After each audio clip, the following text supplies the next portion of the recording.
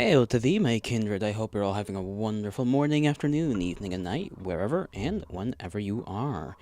I almost feel robotic sometimes when I when I almost pause at every other word. It is my own little mistake. There is no music at the moment. I still have to put up my cellular devices so that I may see the chat when it does its thing. I kind of forgot to put. Okay, hold on. Every time I almost forget.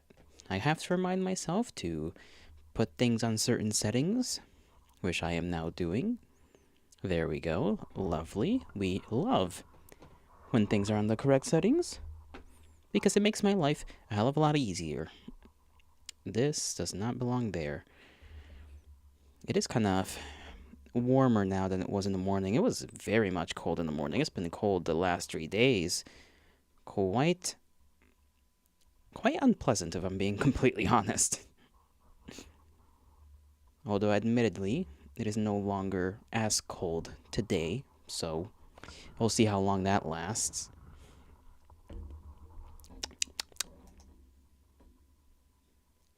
You know, I'm feeling like that coffee with a little bit of strange... What do you call it? What do you call... frosting? Is that what it's called? The little stuff you put on cake that sometimes comes in those, like, air tubes. I am so bad at describing things. I had one of those. There's this particular type that comes with, or it's supposed to be whipped cream, and that's what it is. Whipped cream type stuff that comes in like the tube. That's supposed to be for coffee, where it's like mocha peppermint flavored. I tried it out today. It was actually kind of pretty nice. It was pretty good. I was expecting it to be more pepperminty, which I wouldn't have liked, but it was leaning into the mocha flavor of things, which I very much appreciate. Knuckles! Obibian. Obibian? Obibian? What about Obibian? And why must you spell it so? Explain thyself. Or be exploded. One or the other. You have no choice.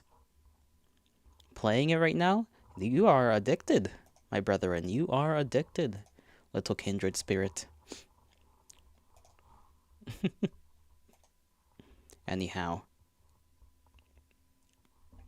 Warnings. We have a lot of warnings. Don't know what I'll do about the partial nudity, but I'm sure it'll be fine. I'm sure it'll be fine.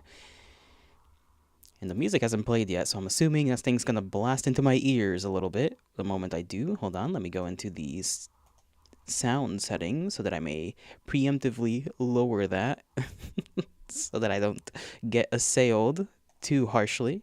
You love Oblivion? That you do. Oil Oblivion, and not even Oblivion, Oil Oblivion. Alright, Diddy. They got weed apparently this time around. This is a demo, obviously. What's this one about? I kind of forgot. Let me read the description before we begin playing. When the moon's lights follows fade into the crimson shoals, that is the night when creatures stir to right the wrongs of days of old, staining all in the arbiter's myrrh. Myrrh spelt with M-Y-R-R-H. I've got not a clue what that means, but I am afraid. Okay, I'm not really afraid. Gay sex games? No. Maybe. I'm not too sure. These are completely new characters to me, so I have very little knowledge on what exactly may happen. It's supposed to be a kinetic horror visual novel, so this is the first part, I believe, because it's just a demo. Have no clue when the second part's gonna come out, but I'm sure it'll come out when it needs to, and it'll be a fine and dandy thing. Tony, Pink Tony, Blonde Tony, Tall Tony, and Greg. That is your assessment so far. Goodness gracious, Knuckles. You hold on to your horses, okay? We can learn about these people. We can learn. We'll get there, okay? We'll get there when we get there. I'm just double checking that everything is good to go. Do you hear sounds? Yes, you do. Okay, good. We shall go forward. I believe this one is shorter than the last one we played, but knowing me and my reading capabilities and speed, it'll probably last us a good, at least an hour and a half, maybe 2 hours. And why is my... Okay, my chat is working. There we go. Like me? What do you mean like me? What do you mean like me? What are you referring to?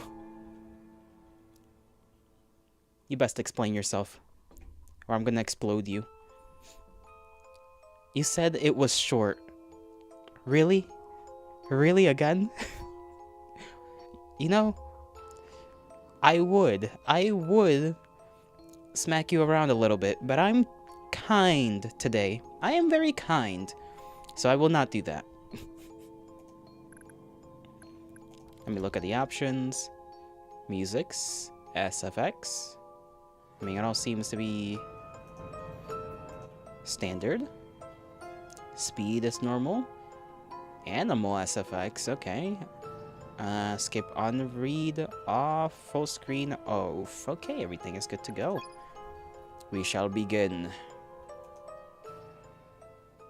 I will use the lamp up if there is anything too sussy on the screen, just in case. I'll just put them in the way. A red sun rises. Blood has been spilled this night. J.R.R. Tolkien. That's the guy that made that one book series. A game by Carrot? Oh my god, I would have never known. That is sarcasm.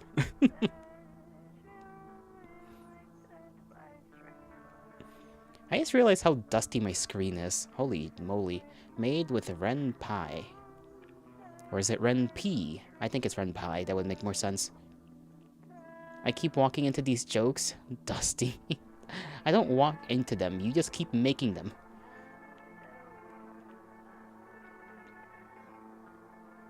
I am an innocent man, okay?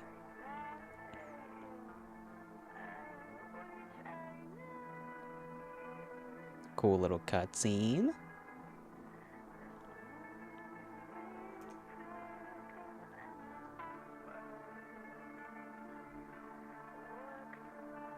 Oh, blood. There's blood. No bueno. Concern. Oh, it's raining blood. Who summoned the blood god again? Just because I'm child-sized doesn't mean I'm innocent. What? Excuse me? Excuse me, good sir? Where do you find children my size? I'm concerned. What are they feeding those children? Children tend to be rather shorter than myself. If you find children my height, they're feeding them something. Teenagers, different. But children? Those must be genetic freaks. Or you're just stimming them up with, whatever they give chickens. 3 feet. No. I will not be agreeing with this statement.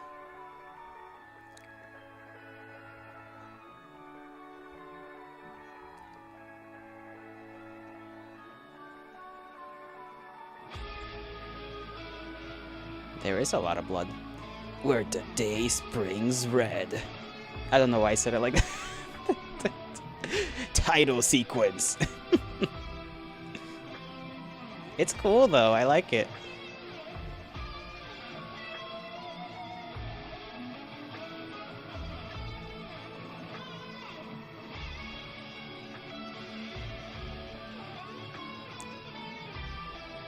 Soda.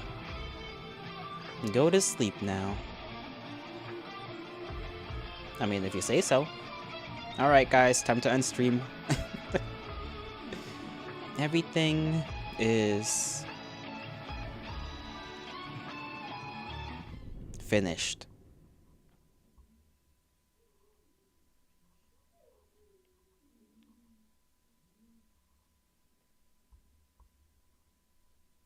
Puh.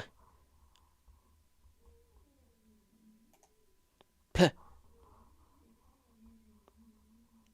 Everything is finished except my homework. Maybe your homework. Aren't you the one that goes to college? You're the one that goes to college. I don't need to because I'm immortal. And fuck you. Pink! Wow, dazzling. Lorgum Gum Limerick. Lorgum. Lorgum? Limerick sounds German, but I wouldn't know. You've heard it here first, folks. Pink. That's right. Pink. Pink? Pink. What are you thinking, Zay? This a power move on the part of the aging vet? Aging? Yeah, I don't know, Marsh. I've seen folks handle their balls any which way, but I've been my time. But there's nothing in the playbook for this one. Are we looking at a fumble then? Hard call. Still waiting for a flag on the play.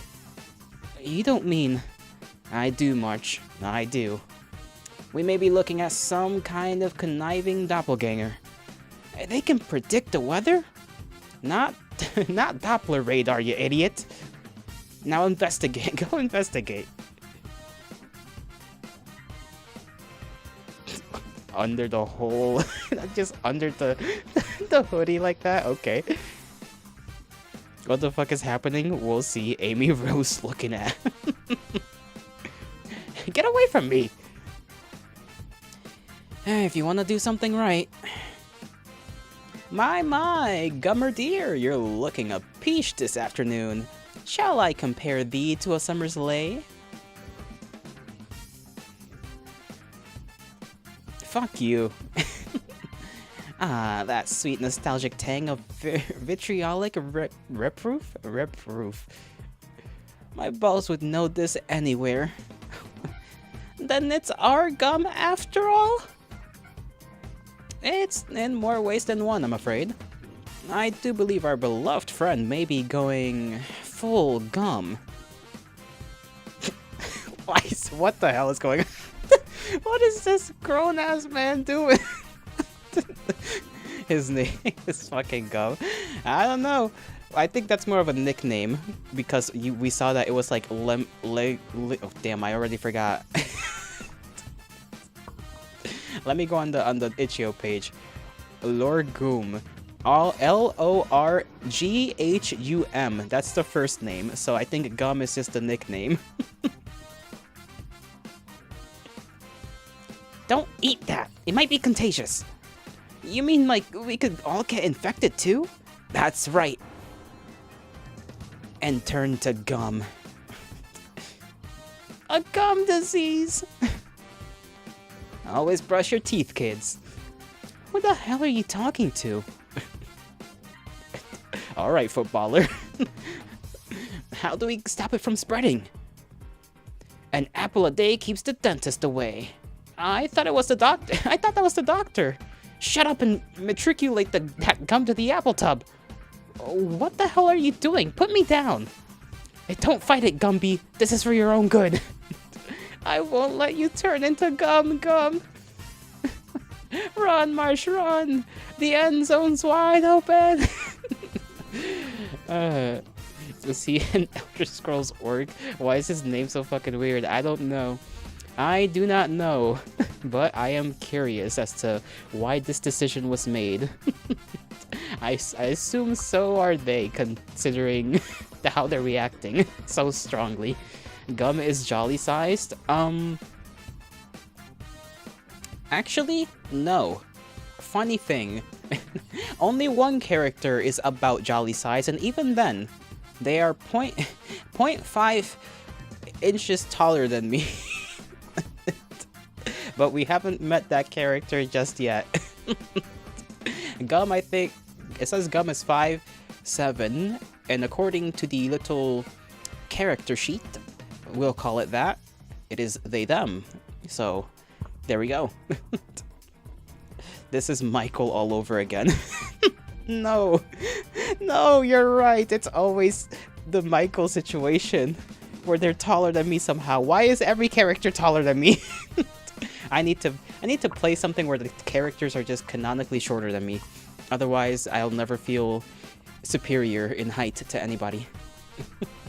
I just realized there's like a bunch of text scrolling by. 50 yards! 40 yards! 30! This is incredible, folks! The crowd cheers. I've never seen anything like this before! What a run! The sheer athleticism from this sneaky powerhouse! He's going for it! Shuddered gasp. Only 10 yards left. My god, could he really do it? 5, 4, 3, 2, 1! Dodge! What the hell are you two doing? Now, here's a guy.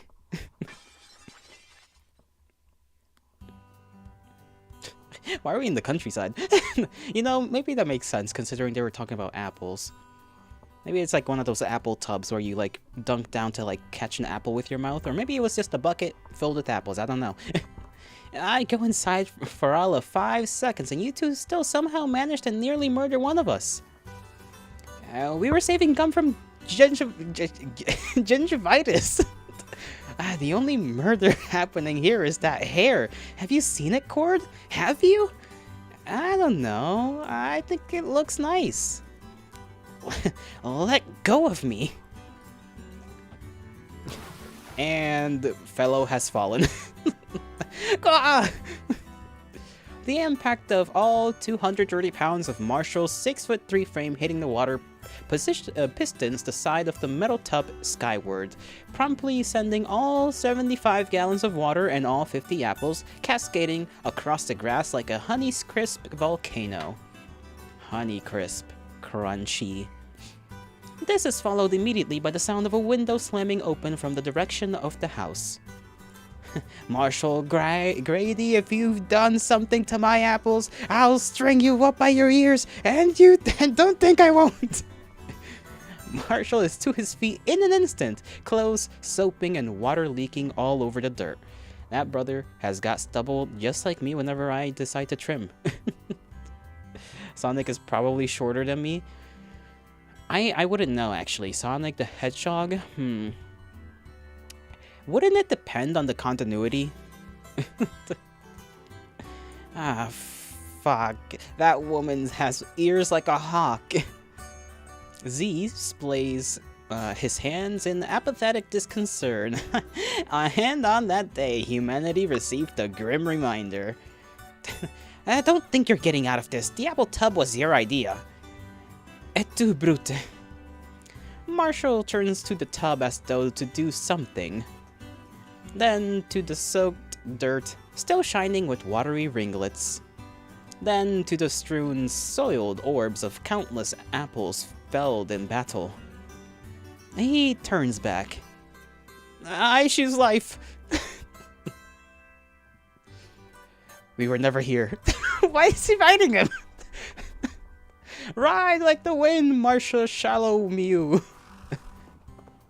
Is that supposed to be like Bartholomew or something? But Marshallowmew? Bro, he's the hedgehog. Okay, I was just making sure, Knuckles. You never know if there's another Sonic. Because there's Sonic the restaurant. Well, it's not a restaurant, the fast food place. And I'm pretty sure those places are taller than me. I've seen one. Cordy takes this opportunity to offer Gum a hand, a hint of exasperation in the sweat dotting his cheeks. There we go. Why did I think it was sweet? Sweat. I know how things are spelled. Y'all right? 5 more seconds and we'd have had to hung you up with the wash to dry. No worse for wear, save my pride, I guess. Not that I normally give a lick about anything that comes out of those numbskulls' mouths. Gum takes the hand gladly, the familiar patting of Cordy's palm a welcome point of comfort after the chaos, soft with just a hint of callous grit. It's not really that bad, is it? They bring a hand instinctively to the pink curls in question, smoothing back a mussed lock of bang. I felt like I needed a change, you know? The hairdresser said it looked cute. Cordy blinks. No. Smiles. It looks good. A pause. You look good. Ooh, romance. Maybe. A sheriff would be taller than me, to be fair. Knuckles, you really want to get the electric chair, don't you? That quick downward flick of the eyes. Gum's cheeks, warm. Thanks. You've got... Cordy reaches forward as though unthinkingly, first to brush a few errant leaves and grass tufts from Gum's coat and scarf, then to wipe at a spot of muddy water gracing the peak of their right cheek. He holds to contact for what feels a good 2 seconds long before pulling back. Sorry. Are you sure Gum is 5'7"? You're like 2 pixels tall. You fucking... Listen, I'm sorry that my head is covering it up. You're right, I should move myself out of the way. My apologies. You know, you could have just said that a little bit more politely, you gumball. That is the not...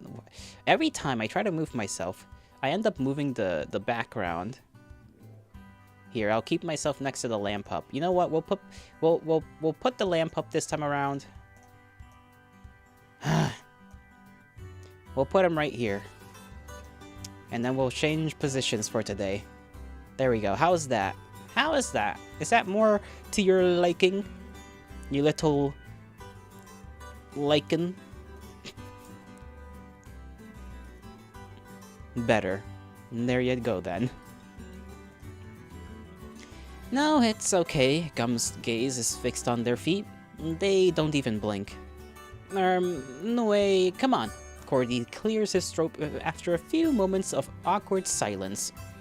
He rubs at his nose, smiles. Marsh's Graham and Pa already got a fire going in the big house, fixing some stuff up for us. They start to walk, a slow, leisurely pace through grass, dawned with mid-autumn's crisp, crunchy leaf. Gum's eyes scan the landscape, memories of summers past lingering with each flick of their gaze.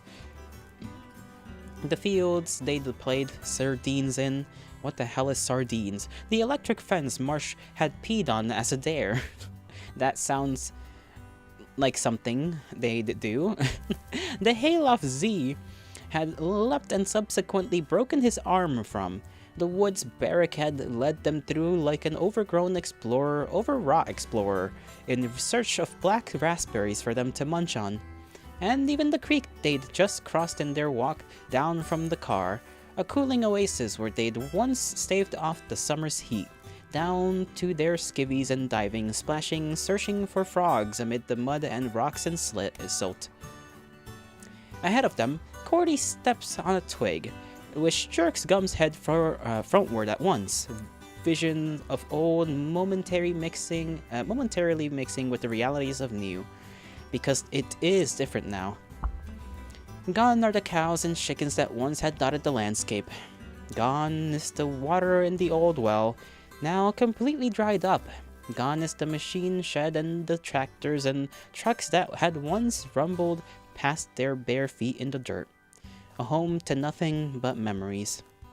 And according to Marshall, not even his grandparents come down to this part of the ranch much anymore, spending much of their time in the farmstead up the hill. Then why should they? The bulk of the land had been leased, and they're, what, 70? 75 now? It's impressive enough that they've waited till now to leave the ranch entirely and sell off what's left. Gum can't help but wonder what it must be like to leave a place you lived for 50-odd years. Sad, no doubt, and more than a little terrifying, too. Gum speeds up about a half step to match pace with Cordy, and their boots crunching through the leaves and grass. Everyone here then? You drove? Got in last night. How long was the drive? About 8 hours. Stayed the old chariot in town. I stayed at the old chariot in town. What a treat. Always. They're approaching the big house now. Not so much a house as a large wooden hall of sorts, but the name had stuck since they were kids. The size difference between these two. Well, this individual is the one that's 5'3" and a half, and then this one is 5'7", but you gotta remember, this is like a main character position sprite. You know what I mean? We are in this individual's perspective. So everybody else is gonna show up here. This is main character privilege.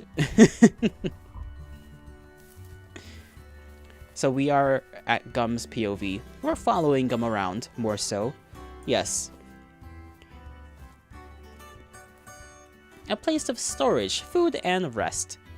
Marshall's grandma would serve up grand lunches for the current season's temp workers over the old fire pit in the room's center, and the kids would spend hours exploring the attic and scavenging through all the old bedding and farm clothes Marshall's grandpa had kept stored in the shelves and trunks.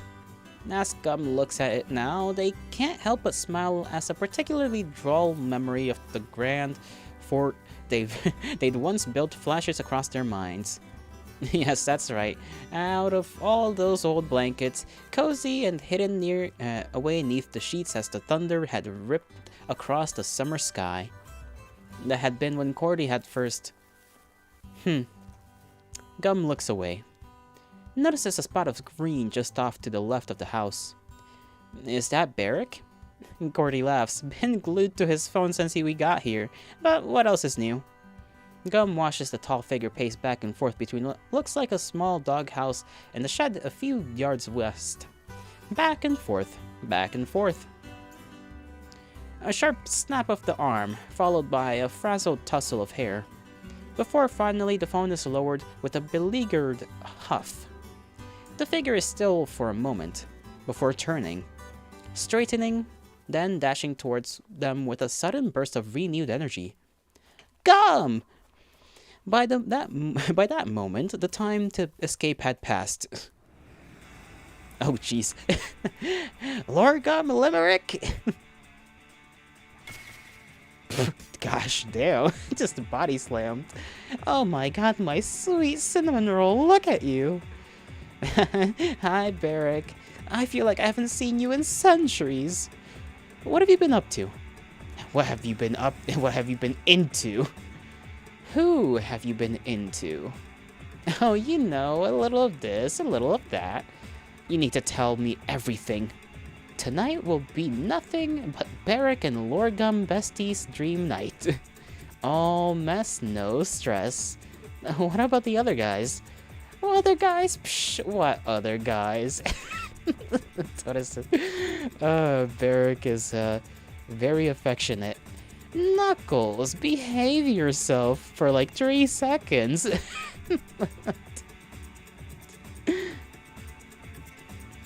We'll burn those bridges when we get to them. Because please, I haven't even gotten to your hair.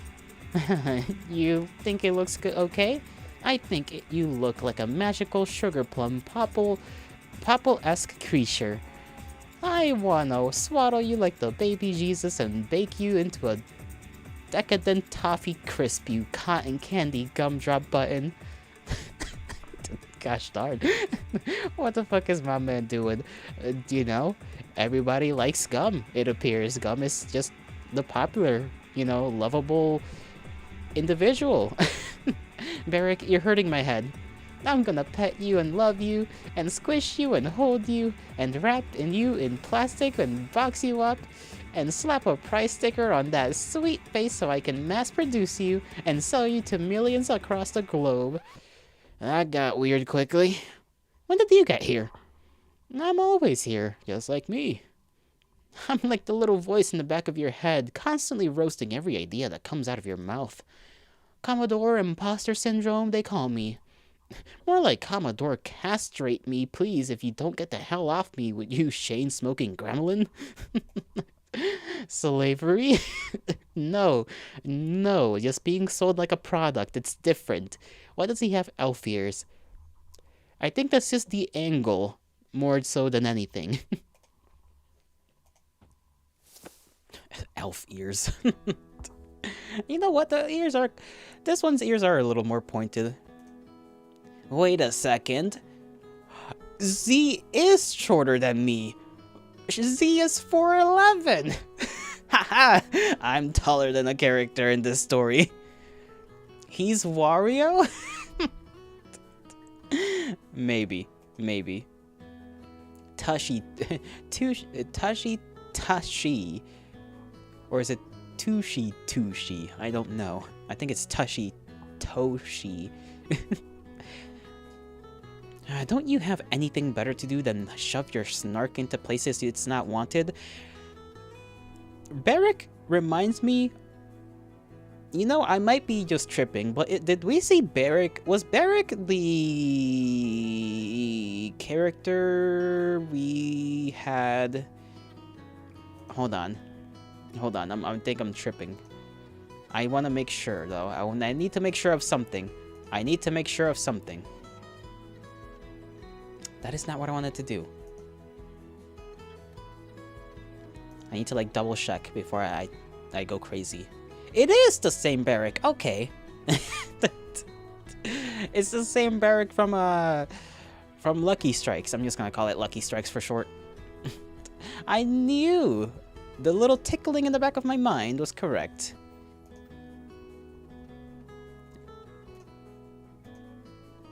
So it is connected. Okay, maybe not like literally connected, but you know what I mean. Theoretically connected. Same world, you know? Or, you know, it's just pulling a Toby. Pulling a Toby Fox and just... Most likely it's that, you know?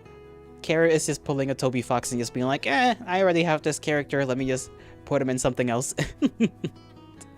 Which there's absolutely nothing wrong with that. That's fair enough. It is... Connecticut. Oh, Connecticut. Like the state. I don't know why I read that so weird. I guess Connecticut... That's a weirdly... You know what? That is a weirdly spelt state name. Connecticut. But I think you pronounce it Connecticut. Did I read this? Maybe. Don't you have anything better to do than shove your snark into places it's not wanted? Z grabs at his crotch with a smirk. I could be shoving other things, but I don't think Graham and Grampy Grandy would much approve. Barrick rolls his eyes. As charming as always. Found a new job, have you? Ouch, Bert! You didn't have to go all personal on me. Barrick's eyes twitches. Apologies. I wasn't aware you were I wasn't aware your very public meltdown on TikTok after your last termination was such a personal matter. Well, yeah, because I personally object to it.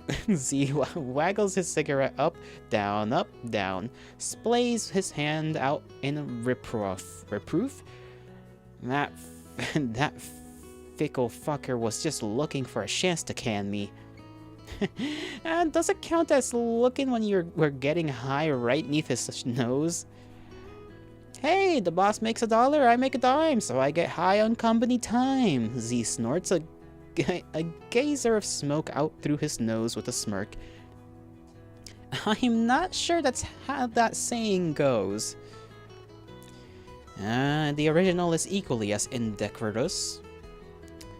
What are you getting all up in my case for? In my case any for? I don't see Gumbotron over here pulling a 9 to 5. Z jerks his cigarette in Gum's direction. Gum blinks. Quickly averts their gaze. I mean, sure. Yeah, I haven't really, you know, tucks a lock of hair behind their ear.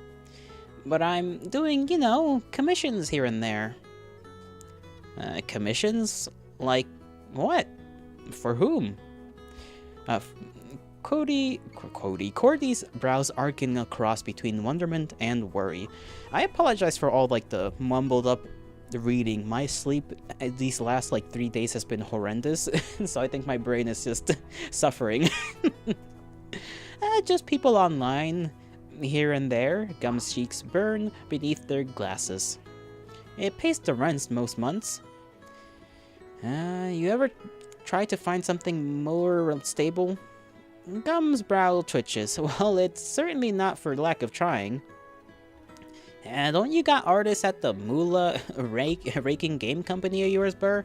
Tell them to hire old Gumberbummed over here. Man, I'm sure they could draw something. I'm sure they could draw anything you'd need them to. A pause. Unless it's porn. Followed by a smirk. Or what do I know? Maybe that's even better. Gum's ears start to burn, an anxious pit forming in their gut. You know what? That's the realest thing I think I've heard so far for an online artist. 19% of the time. Actually, I do want to know if there has ever been a study into how most artists online that are independent make their money of commissions. Because sure, there's plenty of commissions that are not porn related, but I'm sure there's many more that are in fact porn related.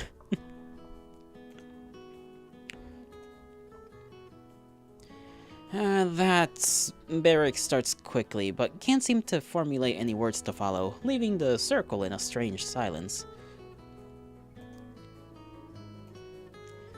Yeesh, Z grumbles once the pause reaches uncomfortable levels. Let's not act like I just pulled my pants down and started circumcising myself in front of everyone. It was only a suggestion. Did someone say porn? Ah, Knuckles, I think you and this fellow would be great friends. Great, Pavlov's whistle beckons. For the last time, March, we're not gonna shoot besties gone wild, five-some at the farm. What? I never said that. Stop making me look like some kind of pervy horn dog. Z shrugs with an over-exaggerated roll of his eyes. If the shoe fits? I only said it'd be hilar if Gum drew me like Rose in the Titanic. Imagine that. Draw me like one of your French girls, Gum. All the alcohol in the world couldn't get me to draw that. I like the little heart necklace. All the alcohol in the world couldn't get us to watch you draw that. The guys at the station would lose their shit. Marshall claps his hands together with an overzealous guffaw. We could probably make some kind of redundant promo out of it too. He raises his arms as though unveiling some sort of artistic masterpiece. Eyes wide and trembling. Think he's just discovered something. I'll never let go. Of 93.3 play-by-play weekly sports radio is so intense you'll sink for it. Maybe you should run that one through a few more drafts, Marsh. Rude.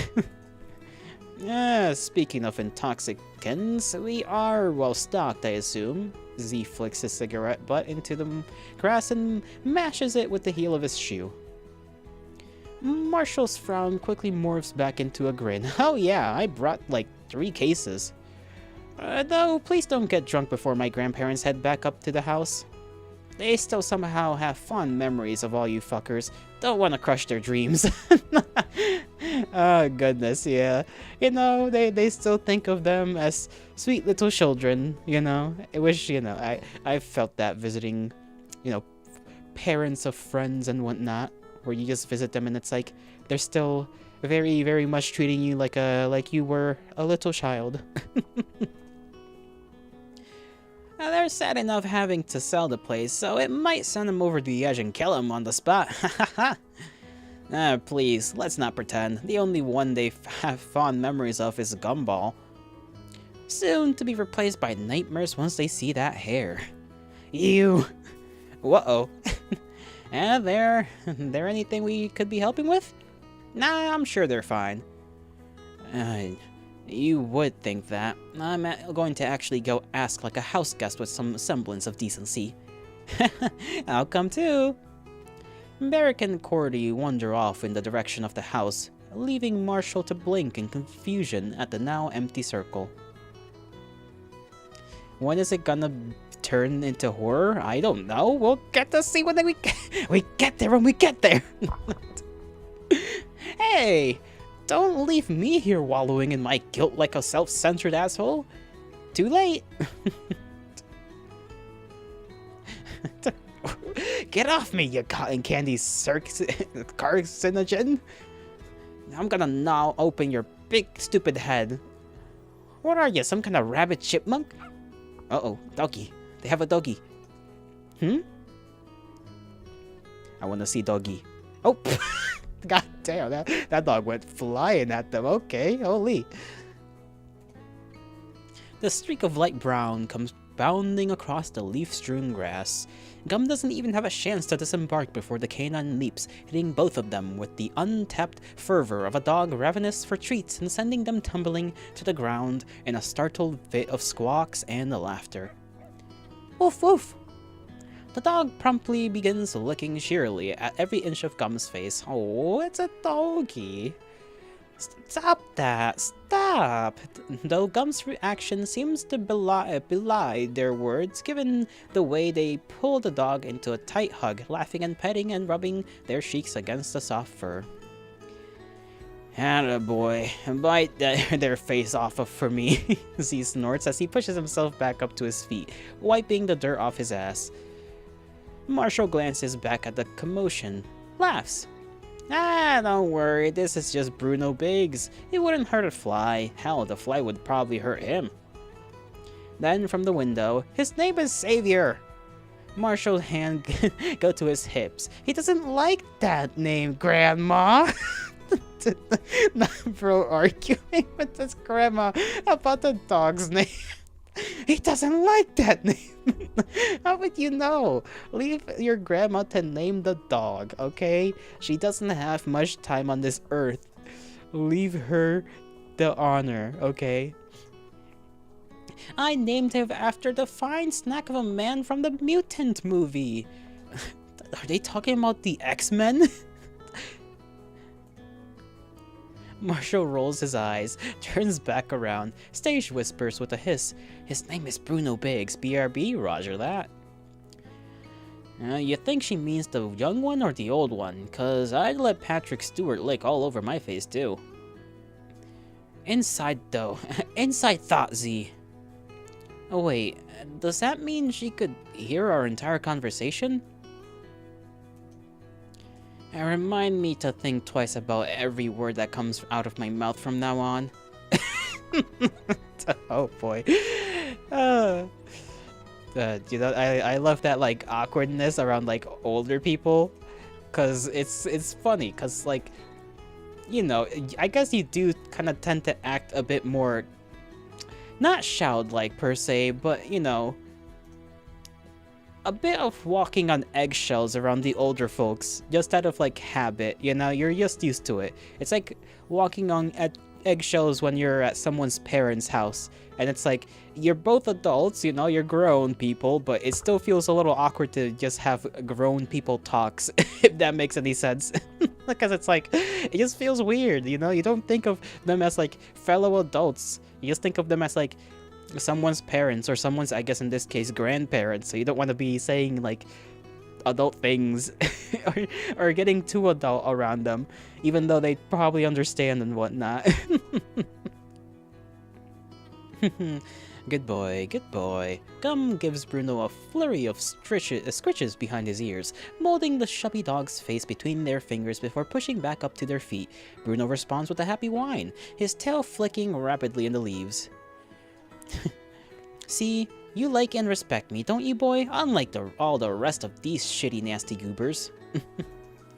Monkeys? Yes, it's the it's the monkey art style, Yuki. The people whom you call monkey-looking because of the big old ears.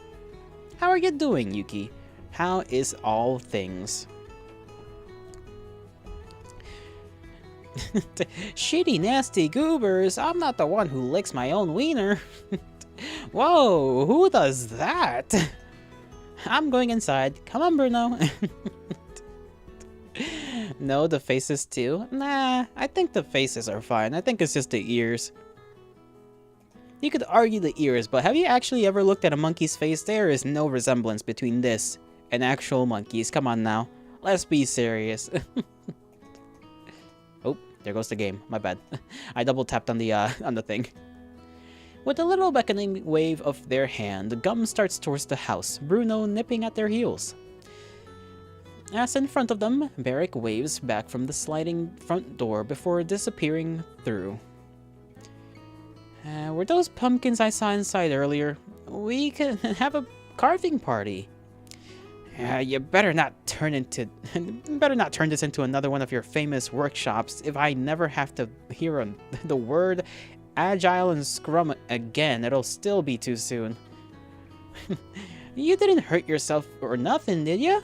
Look like you took a tumble pretty hard back there. I'm fine, don't worry. Hey, who is it that licks their own dick? Marshall Grady, you will not speak that way in this house. You must straight back outside and haul us in a new load of wood for the fire. Aw, Grandma. I think you think of one particular kind of monkey. I think of most monkeys. Most monkeys look the same, actually. What are you talking about? Beer. Or cider. Pumpkin carving. Dangerous way to hold a knife. Actually, is it? I don't know. Okay.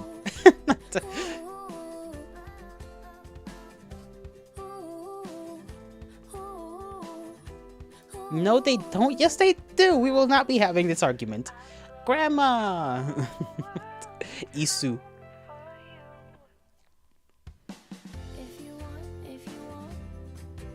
And I did notice the grandma's necklace is kind of similar to the one this lad has from that little cutscene thing where they showed him without a shirt. You know, I've never carved a pumpkin, like ever.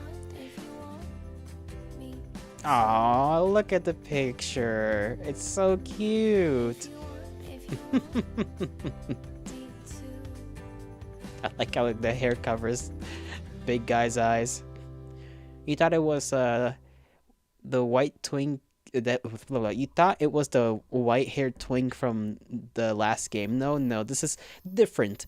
The only character possibly connecting the two is Barrick, and that's it. That's about it, but you know, different story. This is a different story. For how much time am I gonna keep streaming? The usual.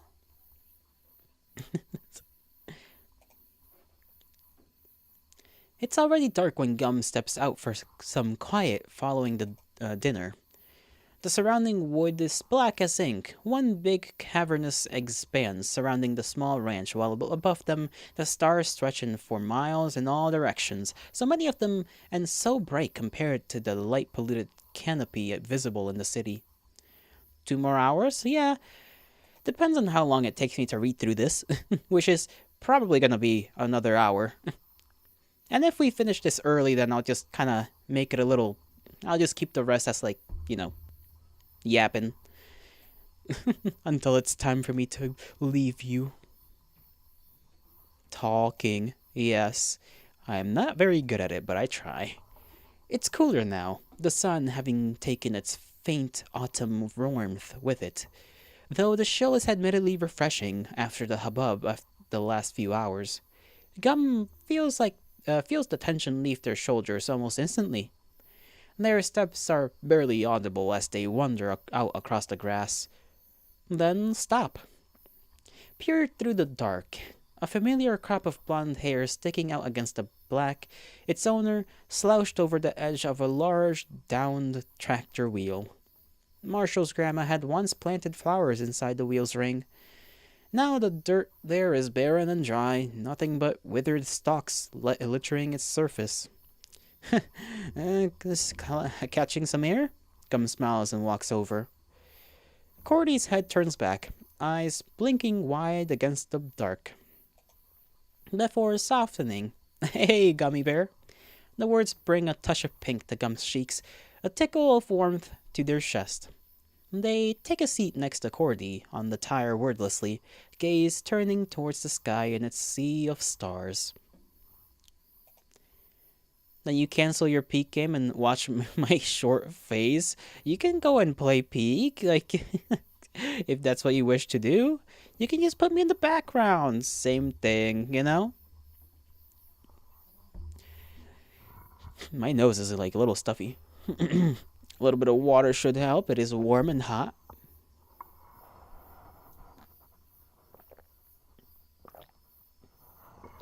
You wanna talk to me? Fair enough. I cannot stop you from doing as you wish. And call me short. It is within your nature, you and Knuckles both, and Wiki, and literally anyone else, to call me short. There's a silence between them, but not an uncomfortable one. It's been really nice seeing you. You too. Cordy's voice is the same as it always has been, rough and warm with just a hint of a warble, as though constantly on the verge of tears. You've, been okay? Like, doing okay and everything. Oh yeah. Cordy's hands unclasp. Still building for my dad's a lot of projects, new developments, keeping me plenty busy. But I started, the furniture, what do you know? Just, a little side stuff, tables and chairs and whatnot. Oh, that's great. Gum's lips curl upwards. You did always have the whole construction gig. You did always say the whole construction gig wasn't really your style. Yeah, nah. I mean, it's fine. Just not a lot of room for creativity. Or, fine details type of stuff. I laugh. You do know how much I like to work with my hands. He raises his hands, fingers curling in and out mischievously. Cordy Eaton. Gum chokes back a laugh, elbowing the portly man straight in his paunch. A warm chuckle shared. Before Gum sniffs, rubs at their nose.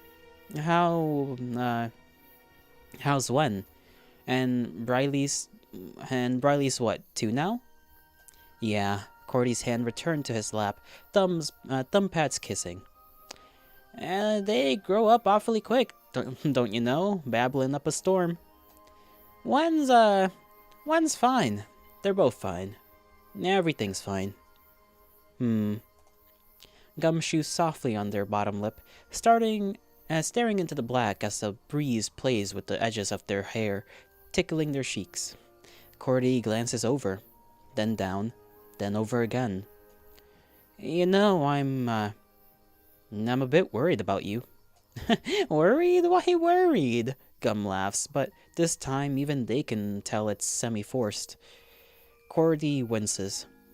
His eyes flick up as though searching for the right words. Not that eloquence has ever been one of his strong suits. The guys, they say you barely reach out anymore? Even Barrick. And now I hear that you still haven't found nothing stable yet. Just guess it's got me all wondering if you're doing alright or not. From off in the darkness, a cricket chirps. On, off, on, off. You know, if you need help, and need anything at all, His thumbs are batting against each other now. I know after everything, I'm fine. A pause.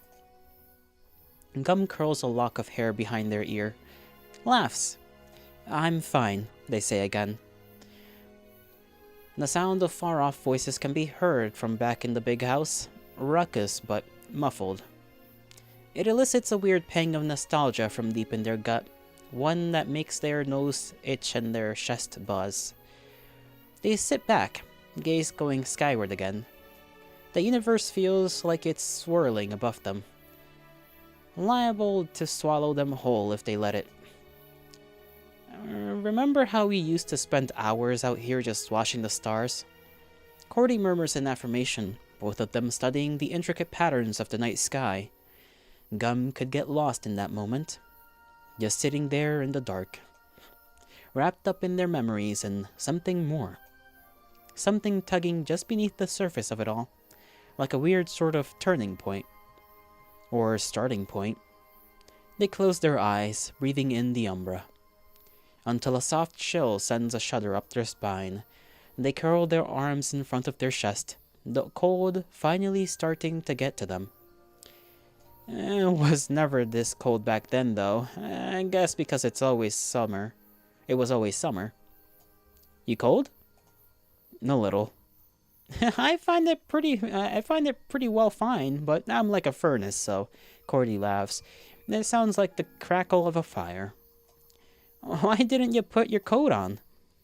Forgot, I guess, and didn't think I'd be out here that long. Dummy. Silence. Though this time, there's an air of uncertainty to it.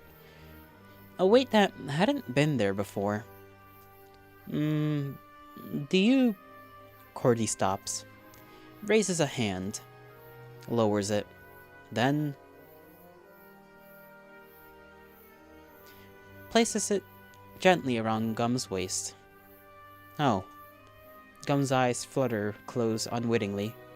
A warmth from both out and in marbling in their chest. The touch would make them cry, and nearly does, the familiar water making the corners of their eyes sting. Thanks, they say simply, while inside their heart feels like it's burning.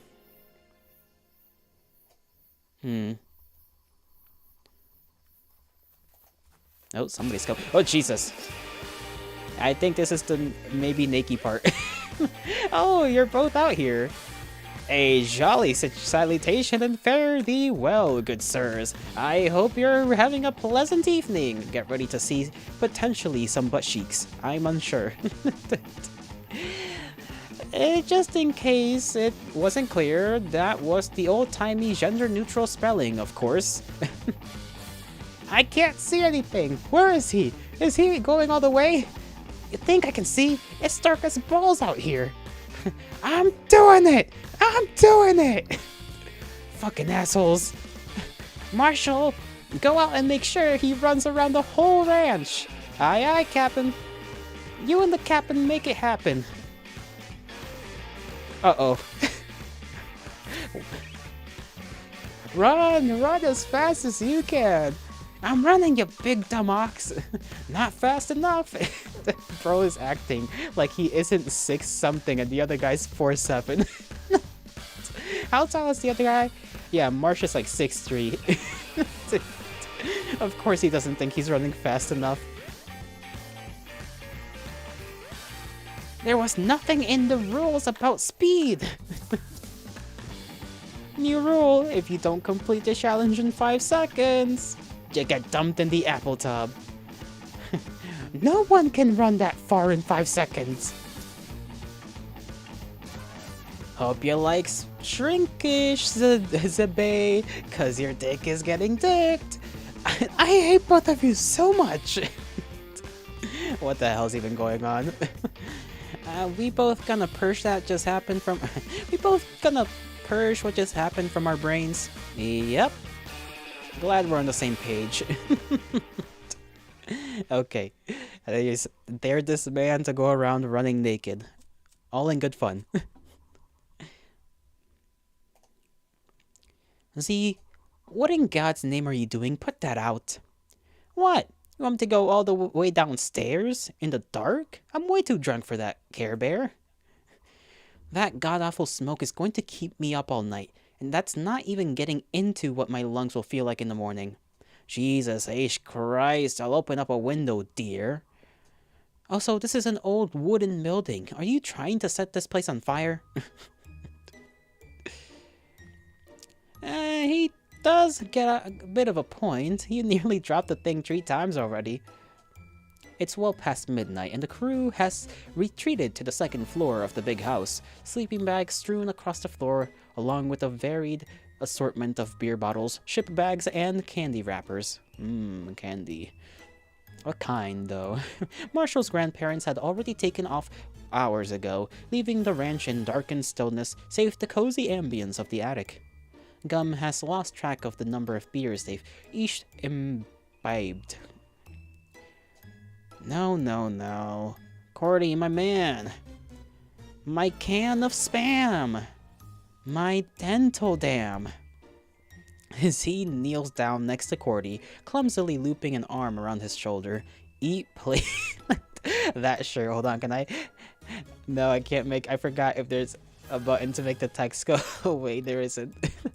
It just says eat, play, fuck. I'm pretty sure you can see it on the t-shirt right there. I'm not in the way. He still hasn't put out his cigarette. Barrick's just mad I didn't bring any weed. I'm most certainly not. Not sure any of us needs to get inebriated more than we already are. You're killing me, Cord. Z waves the cigarette in front of Cordy's face. You know, being drunk and high is certainly pleasant sometimes. What happened to all that gallant bravado back when we were kids, huh? Now you're all family patted. He draws his head back to aim a puff of smoke at the ceiling. Boring! Gum rolls their eyes before pushing up into their feet to snatch the cigarette out of Z's hand. And you hadn't changed a bit. Once a brat, always a brat. Then make to put out the cigarette. They make to put out the cigarette, and then reconsider, bringing it to their lips instead with an over-embellished pout. My name's Zagalgin, and I like pina coladas and getting caught in the rain, but unfortunately I don't even have half a brain. Then they take a large drag, and abruptly burst into a fit of coughs, tears flooding their eyes. Same. As he laughs so hard, he starts snorting. Barrick, however, is up to their feet in concern, panic. He grabs the cigarette and begins slapping Gum's back, brows furrowed. And now look what you've done. Me? Gumbly B here was the one who had to go make a show of themselves, as he plays his hands out in apathetic disconcern, still snickering. If our pink-haired compatriot really wanted to drag that badly, I could have briefed them one. Just like that one night, eh, Gummy Buns?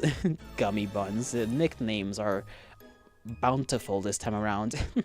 He crawls forwards in what's likely supposed to be a sensual way, but comes off looking more like a dying armadillo. Hey, that's offensive to armadillos! Want another hit from the happy chimney? Cordy hooks a finger on the back of Z's boxers, pulling them half down his ass as he drags him backwards. He presses his lips together, tight. I don't think we'll be needing any of that. And you won't be needing any more of that either, Barrick adds before towing the half-finished beer bottle out of reach of Z's probing fingers.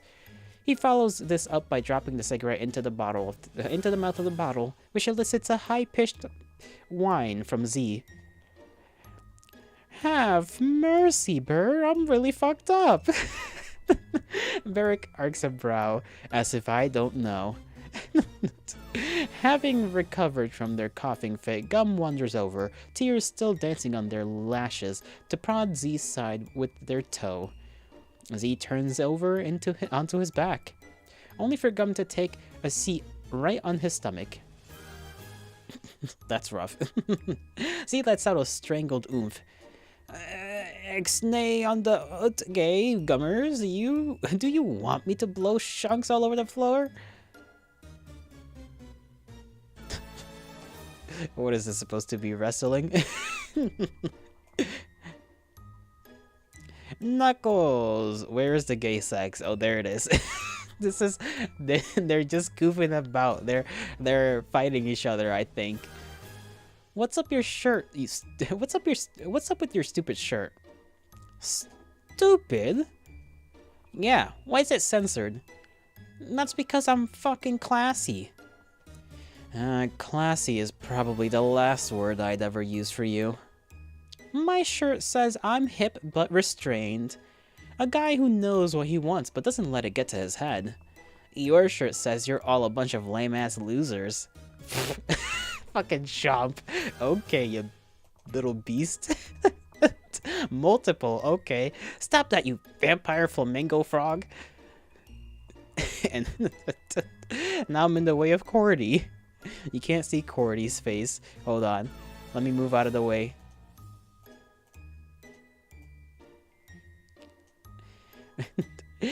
They're sitting on his cock. That is true. Except for whatever is going on right now. I got no clue for what's happening. Question mark? Don't let him get to you, Cord. Oh, there comes Big Man. My bad, G. I'm sure it's fine. Considering I'm a forgetful fuck myself, you don't gotta worry about it.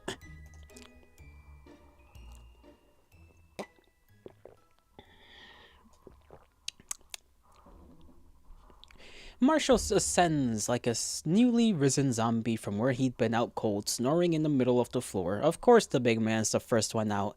Why wouldn't he be the first one out? Can I grab myself again and just kinda...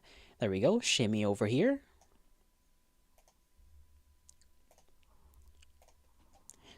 You okay, Marsh? We thought you done passed out over there. How unfortunate. I was beginning to enjoy the peace and quiet. Z manages to shove Gum off him, pushing up onto his knees. What are you, some kind of werewolf Jesus? Oh, woo! Werewolves in London! Marshall, please. I think my eardrums popped with that one. I'm the weariest wolf of all. And the one that bites ya. And there he goes.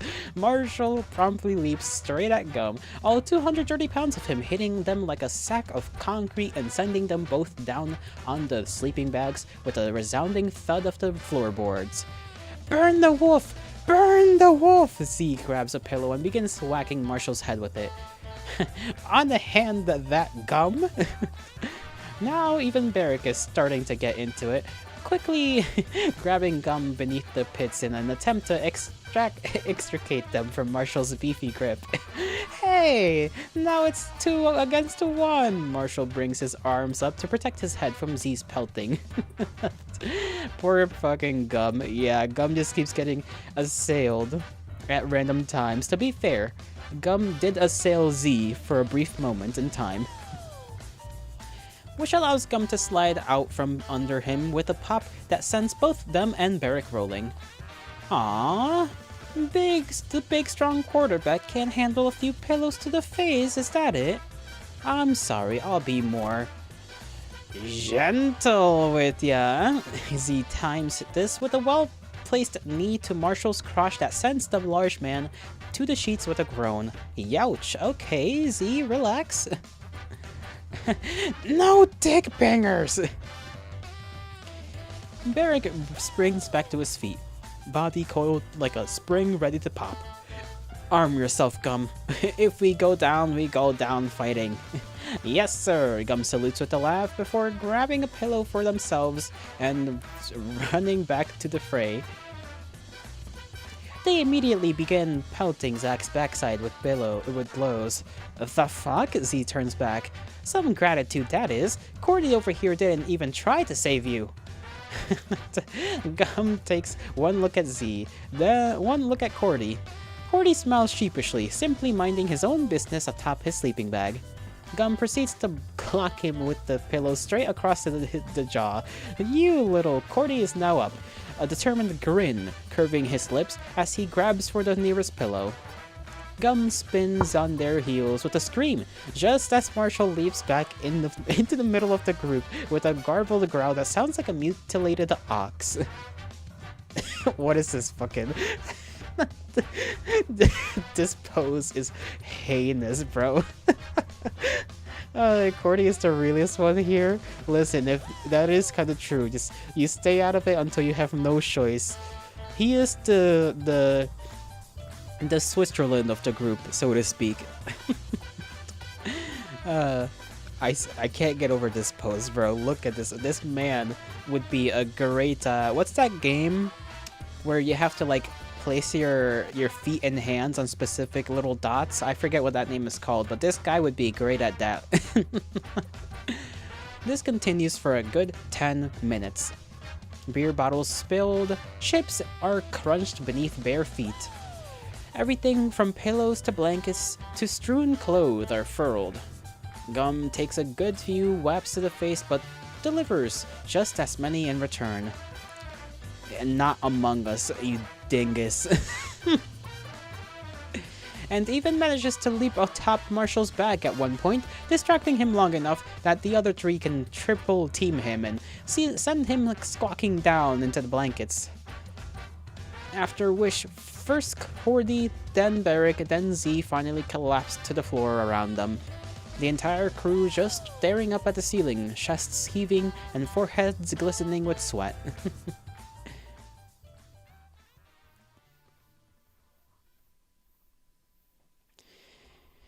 Is everyone alright? Beric's voice finally mumbles from the other side of the dilapidated circle. I think I broke my spleen. We should all sleep pretty well after this.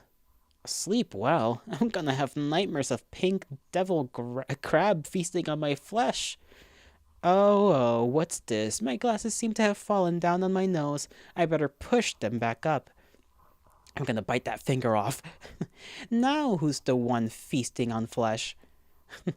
Cordy's the first one to finally push himself to his feet.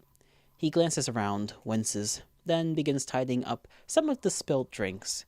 Beric is soon to follow, massaging his temple as he starts sorting out the strewn bedding and pillows. It's gonna smell like beer. And to think, back in the day, we didn't even need alcohol to make this much of a mess. Nah, we just had to worry about Marshall sleep peeing all over the sheets. I only did that once. Gum rubs at their eyes with a yawn and starts to sit up, only for Marshall to reach an arm across and latch onto their hips. Gummy gum gum. He presses his face into their belly like a burrowing hamster. I meant to say hamster, but I'm so used to saying hamster unironically. Hamster. My bad. Get off me. But I can't go to sleep without something soft and warm to snuggle. Sus the man who was just passed out on the floor like 5 minutes ago. Z gives Marshall's ass a slap as he pushes himself to his feet. That was different. Now I'm cold and scared and in need of comfort. He starts rubbing at his face against Gum's side with a little whine. Marshall. Gum's voice takes on a hint of sharpness as they shove against his shoulders. This prompts Beric to walk over. Down, boy. He presses the ball of his foot against Marshall's forehead with an annoyed grunt, forcing his head backwards. I think we've all had a bit too much. Cordy wraps his arms around Marshall's chest and lugs him up off the floor. Marshall proceeds to latch onto Cordy's instead, nearly sending him straight back onto his ass. Cordy, you're so soft, like a big squishy teddy.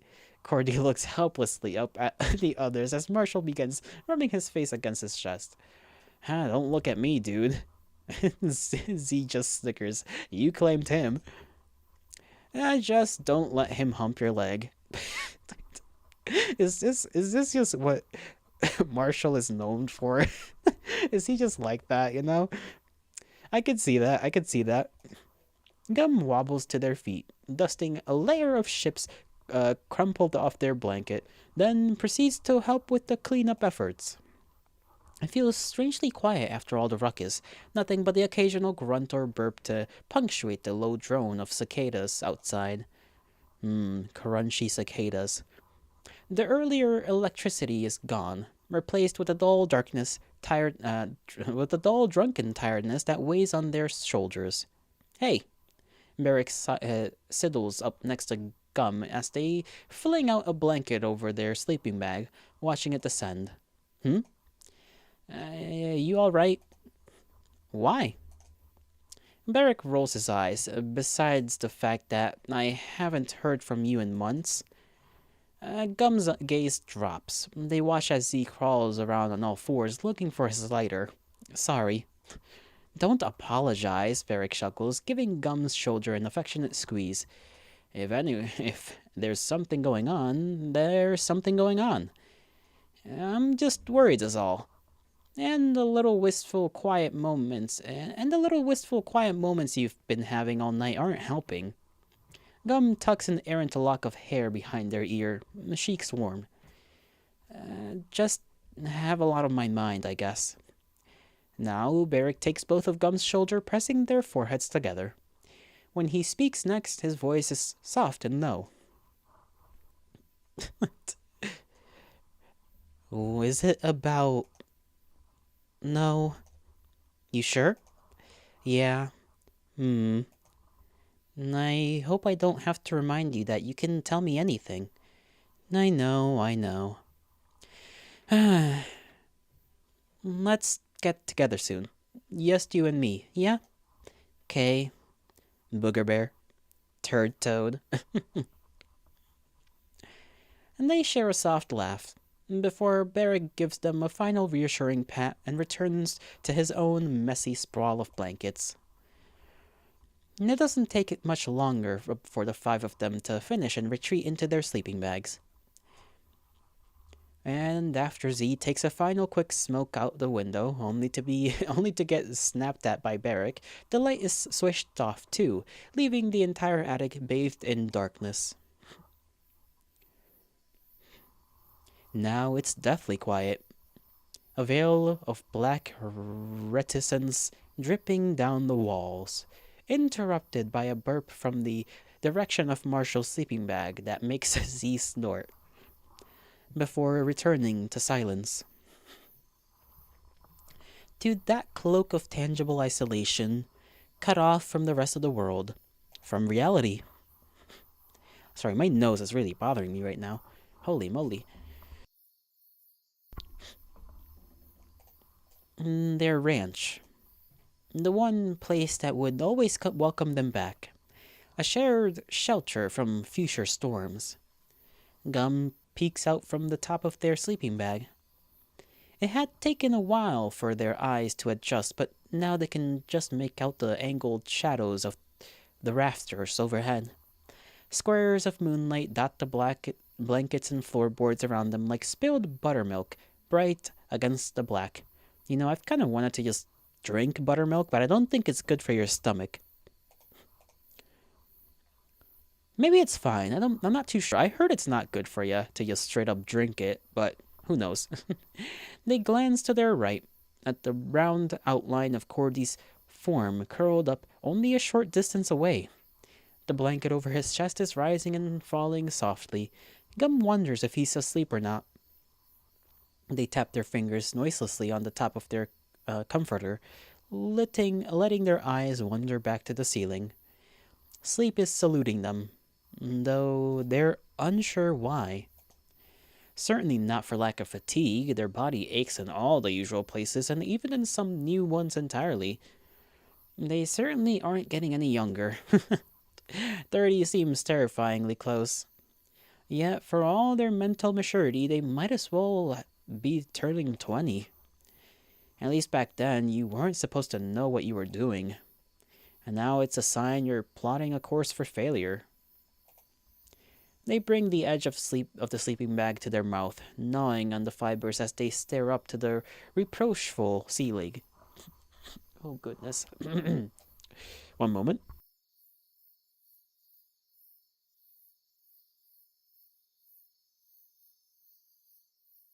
Okay, I think I'm just gonna have like a stuffy nose this entire rest of the stream. I'm sorry if that makes my reading sound very odd. More odd than it already is. Then, after a few minutes of silence, flick their gaze back over at Cordy.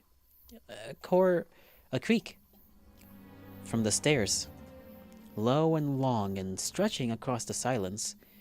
Eyes widening, they shrink back under their blanket, gone deathly quiet, save the sudden pounding of their heart. They listen. Nothing. Nothing. Another creak. They're just like me. They're just like me. I'd do the exact same thing if I got too freaked out. Just cover myself. Holy Mother of God.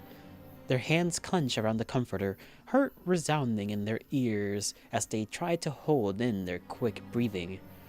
There's somebody coming up the steps. It's an absurd thought. Who could possibly be coming up those stairs? They're in the middle of nowhere out here. But at the moment, their brain is in panic mode. Muscles so tight, they can barely move. They try to breathe. They try to calm their heart down. The way it's echoing in their head is making them dizzy. Another creak. Fuck. They clench their eyes shut and try to make themselves as small as possible, not even breathing.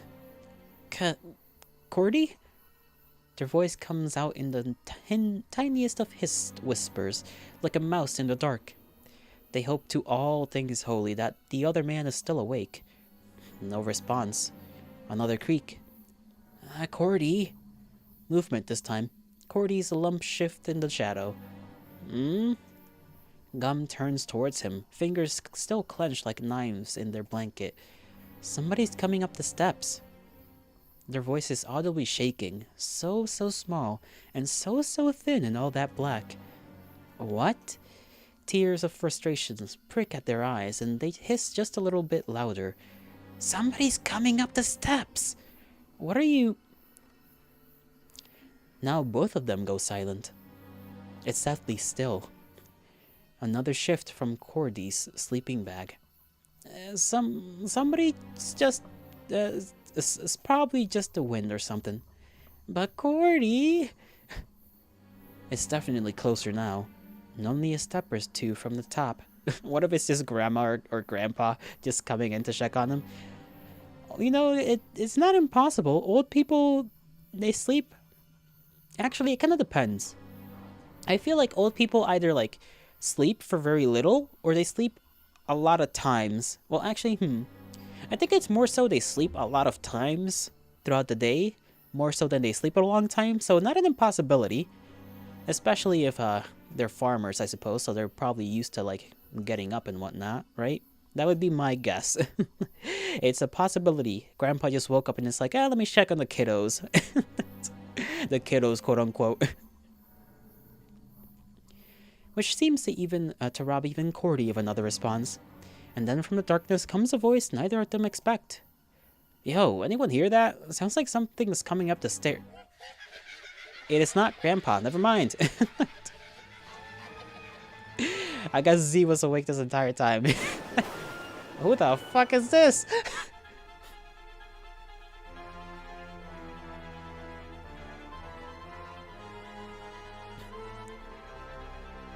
It better not be Marsh. Oh.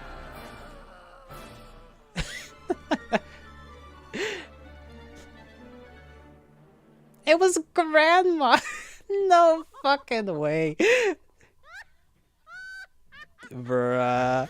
That's goofy as hell. I was half right. Oh, Grandma. I like this woman. You kids are so easy to scare. Miss Granny? Grandma! What the fuck, Granny G? Oh, don't give me those looks, you overgrown jackanapes. Jackanapes? Everyone can use a good scare now and again. And you should have seen your faces. Better than that. Better than match game. Gum fumbles over for their glasses before stumbling up with a little wobble, their hearts still beating like a jackhammer in their chest. My life flashed before my eyes for a second there. And here I thought the homicidal clown mask was scary. You! They start forward, only to sigh and drop their arms. I'm too emotionally overcome to wring your head off your neck. Remind me again in the morning. Z stage whispers to Cordy with a hiss. Saved by the Neil. Grandma, that was scary! Marshall is still half burrowed inside the sleeping bag. His face pale and clammy. I almost wet my bag. So that's what they're calling. So that's what they're calling it nowadays. Oh, pish! You haven't had a shock to your system since Lenny Davis knocked you that good one in the 20-yard line. You could use a little jumpstart in your life. I don't want a jump start. I want a sleep start. That mask is absolutely terrifying, Miss Grady. Where on earth did you get it? Oh, this old thing? I brought it from... I should give her like a grandma voice. But I don't really... Yeah, whatever. I bought it from a...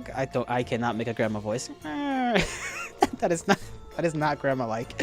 Never ask me to voice act for anything. I am horrible at it. Bought it for a costume party Barney and I went to a few years back. Quite the body affair. I might have gotten a little wild that night. Ho ho ho. Barney almost needed to break out the leash. Grandma, no! Cordy's hasn't said a word yet, looking mildly ill over on his sleeping bag. He rubs at his sweaty cheeks with a groan. And now I'm never gonna be able to fall asleep. Asleep, you say? This snaps Ramona's head up, and she lets out an amused hum as she strolls towards the middle of the room. She aims the flashlight first at Cordy, then at each of the others in turn. Maybe it's for the best then, with the moon the way it is tonight. The moon? Now she turns the flashlight to her own face, a high contrast beacon in the murk. And the moonlight's folds fades to crimson shoals. That is the night when creatures stir. To right the wrongs of days of old, staining all in arbiter's myrrh. Well, that was uplifting. Whatever happened to live, laugh, love? Maybe we wind it down with the spooky talk. Some of us have responsibilities tomorrow and need to sleep. I'm gonna take that as a direct attack, Burr. As you should, might do you some good for once. No more talking about scary things. Hey, you alright? Huh? Oh Jesus, okay. Gum glances over to see Cordy's brows furrowed in concern. They blink. They bring a hand to their face, then jerk back when their fingers return stained in brilliant red. Oh shit! Oh shit! Barrack is to their side in an instant. One hand to Gum's nose as the other tilts their head backwards. Cord, grab the paper towels over there. Cordy does as he's told, ripping off a long strip on the way back. Then helping Gum gently to the floor as Barrack wads the paper beneath their nose. How did this even freaking happen? You know, it could be the weather, maybe. Or just, I guess, blood pressure. I'm not sure if blood pressure... I am no apothecary, so therefore, take my word with a hint of salt, as they say, or perhaps a grain is more accurate, but maybe it could be the blood pressure.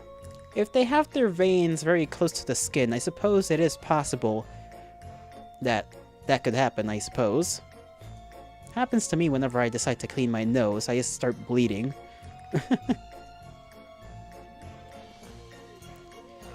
Wiki, hail to thee, you have heard homosexual games are happening. You were summoned. Well, you missed the funny part, so you'll have to watch the the VOD. And you will watch the VOD, right? Gum's leaking. This has never happened before. So much blood. There goes the weariest wolf of all. It must be all the dry air out here. Dry air? Ha! No one listens to poor old Ramona, I see. That's a reaction if I've ever seen one. A reaction to what? Wouldn't you like to know, you pocket-sized imp? What the fuck? Yeah, his hair was perfect.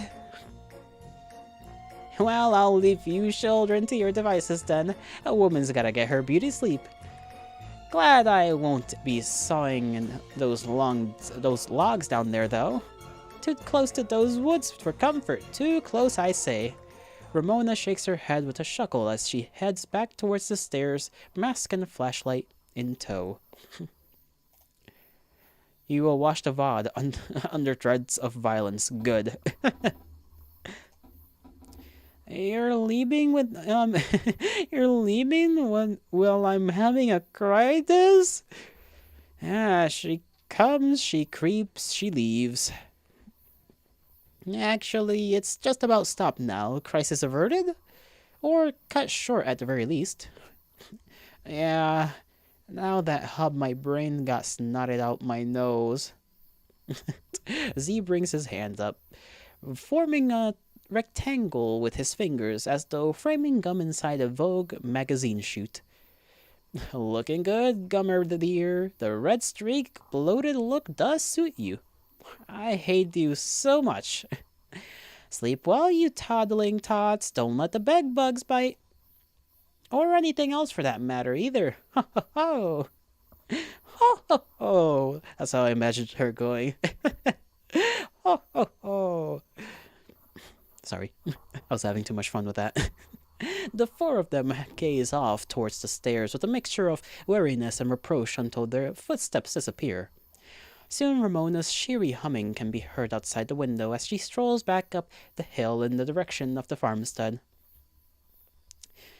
Well, we'll never have to question where Marshall gets his chaotic streak from.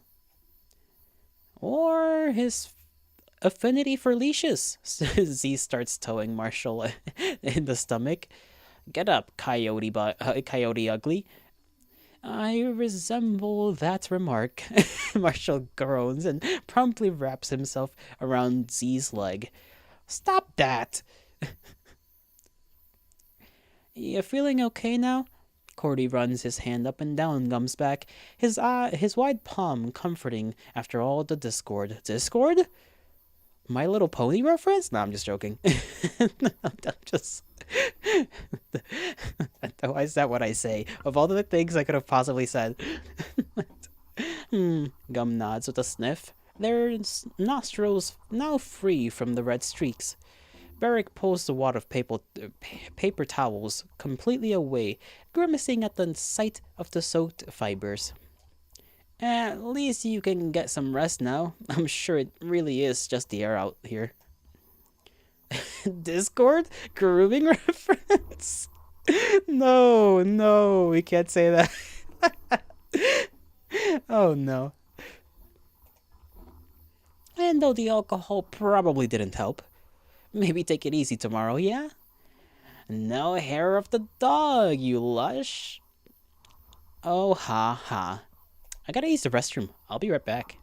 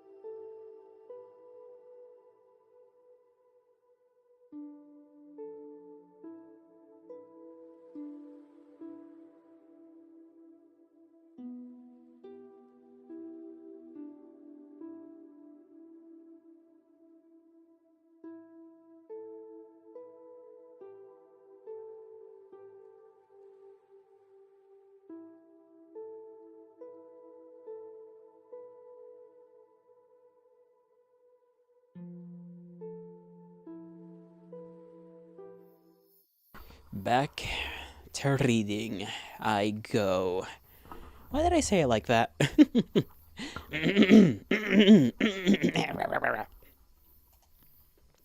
Oh, ha ha. They once again attempt to sort out their bedding and blankets. Barrick's pillow had somehow gotten itself lodged in one of the rafters. Okay. And Z's entire sleeping bag had migrated to the opposite side of the room. But before long, they get themselves sorted. The quiet pulse of darkness returning as the light is dimmed and the bags are zipped up tight. There's a sudden lonely quietude to the small attic that hadn't been there before. A muted chill. Gum sits atop their sleeping bag, blanket pulled around their shoulders, just staring into the dark. They've yet to crawl in. In fact, they're not even sure they want to. Suddenly, the thought of being all alone in that bag in the dark feels positively insufferable. And whether it's due to the lingering chill of the scare Marshall's grandma had given them, or a general feeling of disconcertion after their nosebleed, Gum doesn't want to be alone. And so they sit there. Sit there and stare into the murk, as their hearts beat like a drum against their chest.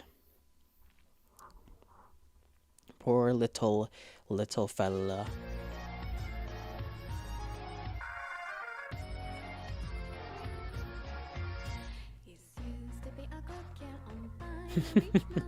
That's the end of the demo. No! Why does it end so soon? I was having a good time. It was great though. It was great. You'll be able to carry over your demo save to the full game once it's released. I didn't save. I'm sure it's fine. We can just there wasn't any decisions. And I'm sure by the time the full thing comes out, we'll have to redo it from the start anyhow, because we'll maybe forget by then what had happened. But it was a good one. It was a good one. I liked it. I enjoyed it. This is part 1 that is currently in production. No estimation. There's socials that can be checked.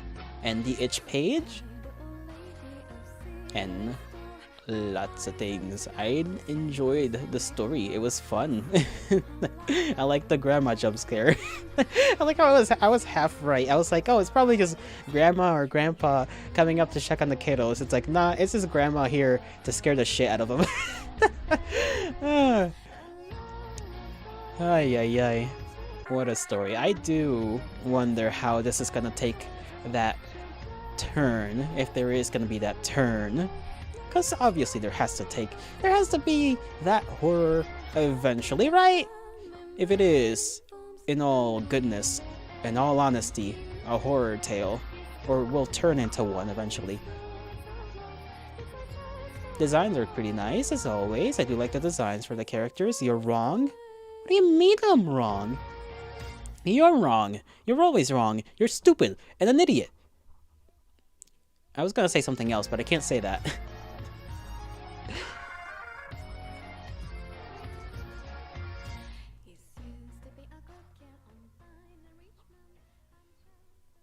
Now, what did you guys think, though?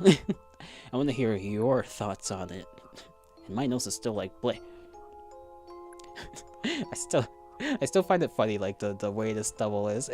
It literally looks like me. Just whenever I trim my beard, I just got stubble all over the place. You know, I look pretty good with stubble. About to call you slurs. If only that was the only thing I was about to do to you.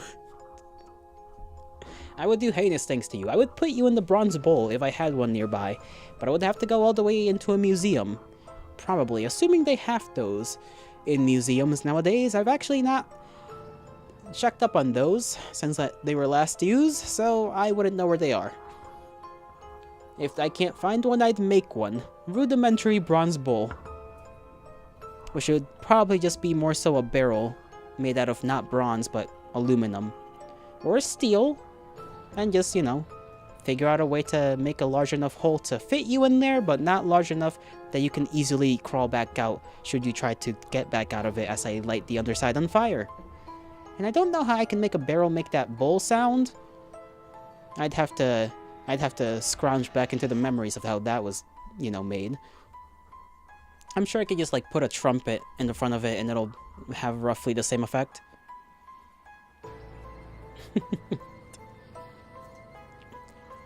Still though, if you guys want to check out, you know, check out the updates and whatnot yourselves, go to the Itch.io page of Just a Carrot. That's what they go by on Itch.io. Just a Carrot, all lowercase. I certainly can't wait. Well, I have to wait. Doesn't matter if I can or cannot wait for the rest of this. I will have to. It was so good though. I like it. I like stories. You know me. I'm a very simple man. You show me a fun little story like this, I enjoy myself. Now we'll just kind of chill out here for the rest of the stream. I suppose we still have a good hour. Music is obtained from the audio stock. Sound effects are obtained from free sound. Stock photos from Unsplash. Additional code is kinetic text, particle effect, shaders, wave shader, romance shaders, action effects shaders. Beta testers are Toy Drill, Key, Flower for Joy, and Pre-Karine. Or Pre-Karen. Karine. I do not know. Do not wait, harass the artist. I will not be harassing a carrot. That would be mean, and I would feel bad. You little hooligan. I will be patient. I have all of time to wait. Oh, my necks. Did I say my neck or my nose? I meant to say my nose if I said my neck. Nah, jeez. Let me change the thing on purple place. There we go. So it is in the appropriate... I said necks, plural. My. I must be going crazy then.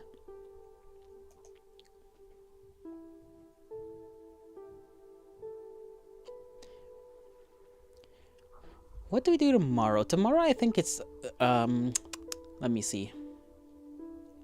Because I have to check the schedule. I always forget my own stuff. Daggerfall. Tomorrow we do Daggerfall. I remember.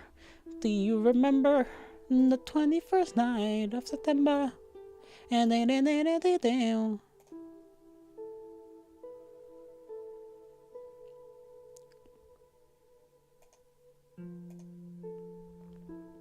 So, how goes your days?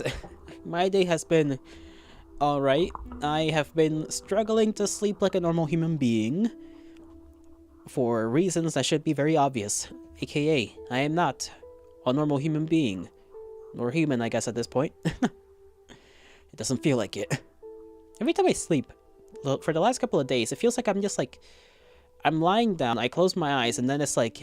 You know when you get kind of drowsy, but like it's not a good drowsy, it's the I feel like I'm falling kind of drowsy. Like uncomfortable. It's like an uncomfortable falling sensation in the back of my head that I feel whenever I'm like nearing rest. That isn't, you know, falling asleep, but it's not being awake either. It's like I stay in that kind of mental positioning for a couple of hours before I just wake up randomly. It's unpleasant. Have you considered sleeping? My. How could I have not thought of this? This idea. You're a genius! You're a genius!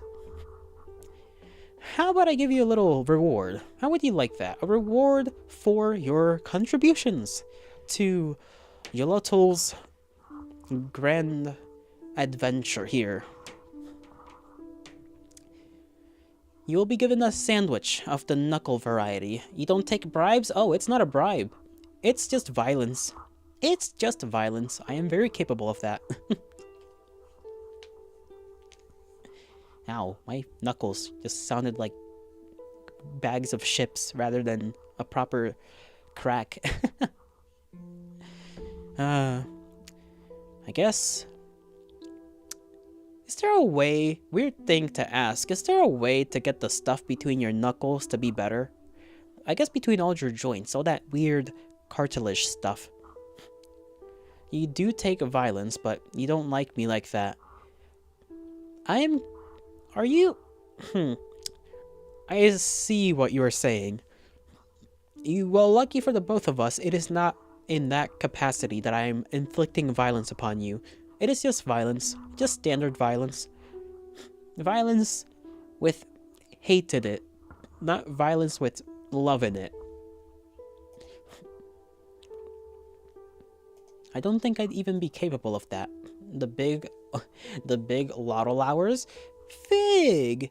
It's been like ages. How are you doing? Hail to D! I hope you're having a fantastic time. I hope work is going well. You can take some domestic too. You're built for it. Fuck this guy. No! No, be kind. You're meant to be kind to one another. That is part of the rules, Wiki.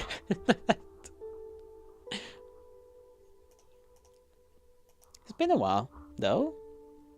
Glad you're here. You came just after we finished the visual novel I was, reading.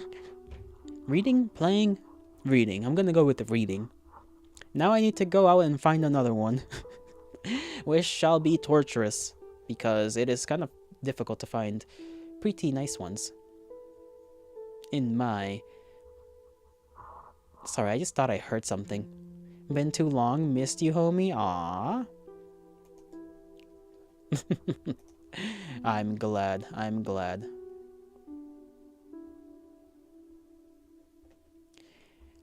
Damnation.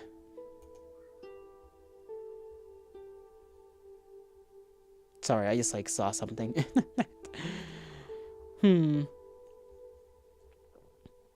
Ah, jeez. My nose has been like in a bad mood all day. I've just gotta like take some medicine maybe today.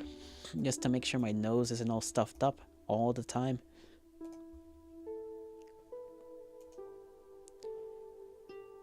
Because it is certainly not a pleasant experience to be all stuffy-nosed.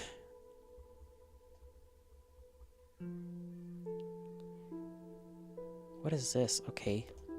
Twitch is like deciding to tell me things. Is it that time of the month for my nose? No, it is not. Gladly, it is not that time of the month for my nose. It's just being a hooligan. Quite the hooligan. Anyhow. I still haven't gotten any fun liquid as of yet, so that's a shame. I've been wanting to be in a good mood of that variety for a while now. I guess what day is it tomorrow? Wednesday? No, Thursday. Today's Wednesday. I'll go out and purchase some. Fun liquid, fun liquid.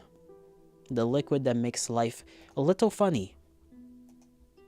If not, completely humorous.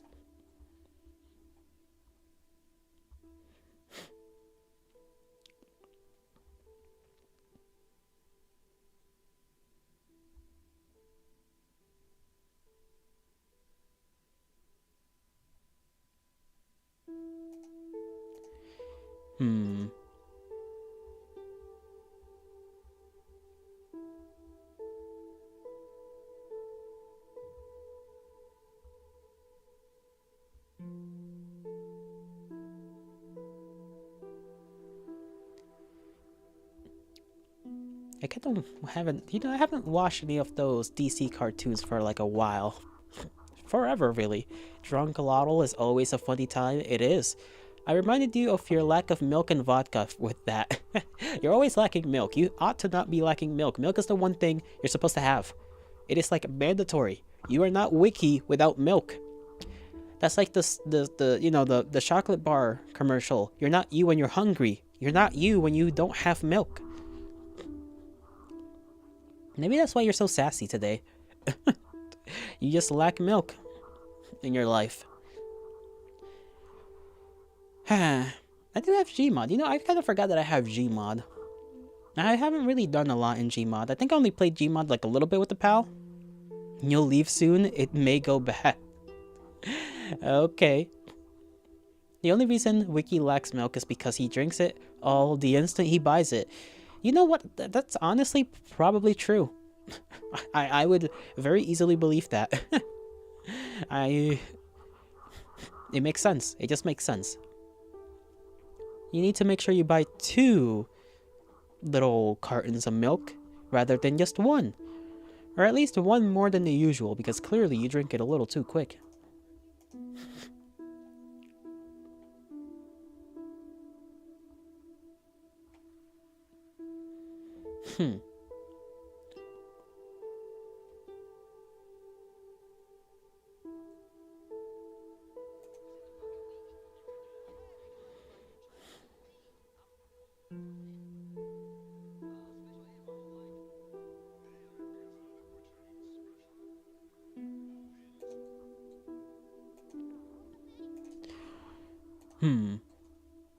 Not you have it for a while after buying, but when you open it, you do have the whole thing. Milk drinker. Milk drinker. Milk drinker. I don't know why I put it like that. Was that strange? Mayhaps. Mayhaps.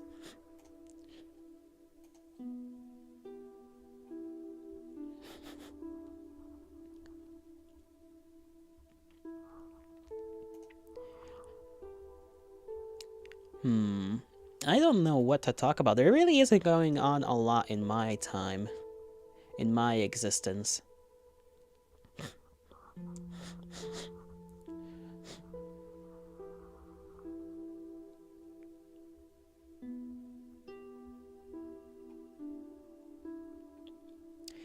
I need to figure out whether I want to play those Dark Souls games. I never got around to making a decision about playing Souls games, because me, I tend to get quite frustrated with anything that's getting me a little too stuck.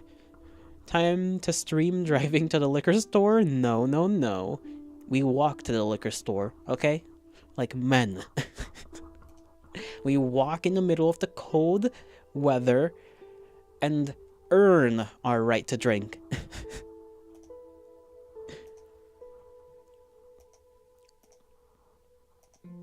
I'm just doom scrolling just to see if there's any little bits of drama. Cause you know me, I'm a little bit of a fiend for such things.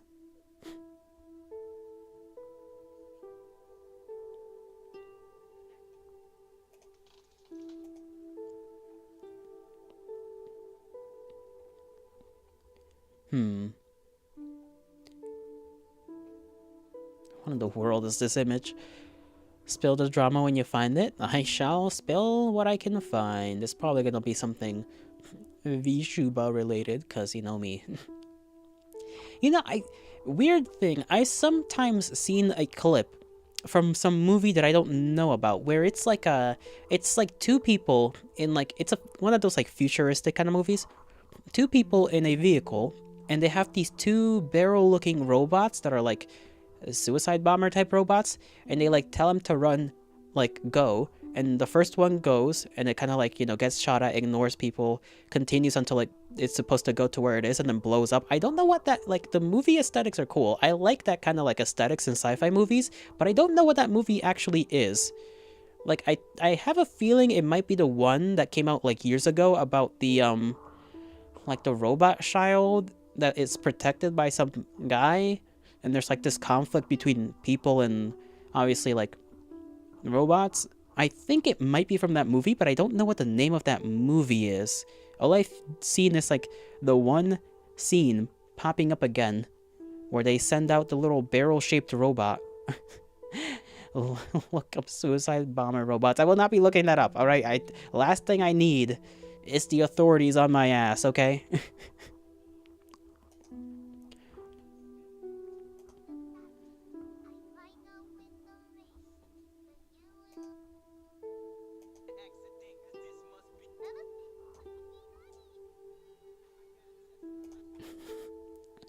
Hmm.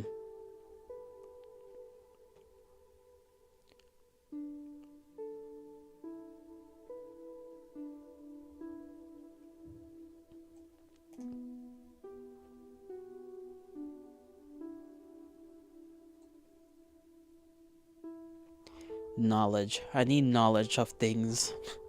Looking it up on your computer at work right now. No! I mean, you... No! don't be... You're gonna get in trouble. I don't want anybody to get in trouble, okay? I want to testify. Till the day I die. You know what? Oh, that's because of the title of the visual novel. And why red? So far, from what I know, it is because it has to do with some tale. Get in trouble, it makes for a good story. Only if you don't get arrested.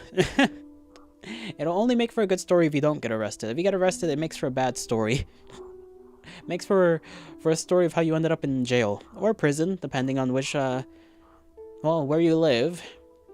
And then what charges are levied against you. What was that? Yeah, just I randomly just remembered it, okay? It was just a random song that popped into my brain. I will not be belting it. This is not a karaoke stream, okay?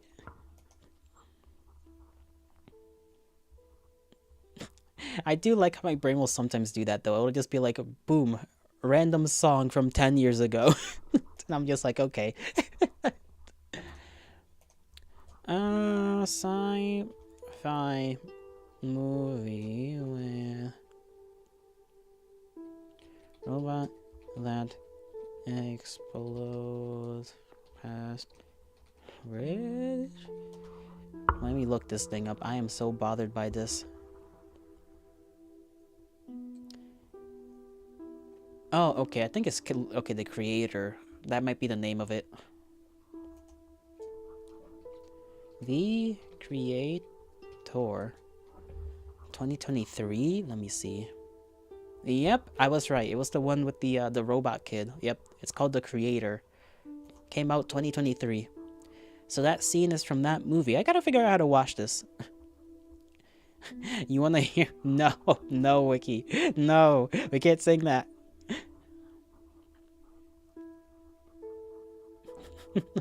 When is karaoke night coming back? I am sort of half-ass planning to do, you guys are crazy. I am somehow, like, half-ass planning to maybe do, like, a little Christmas karaoke thing. On Christmas, maybe. Or the day before Christmas, I don't know. I haven't decided fully. I haven't committed. I would first have to, like, listen to a bunch of Christmas songs so that I can kind of know how they go.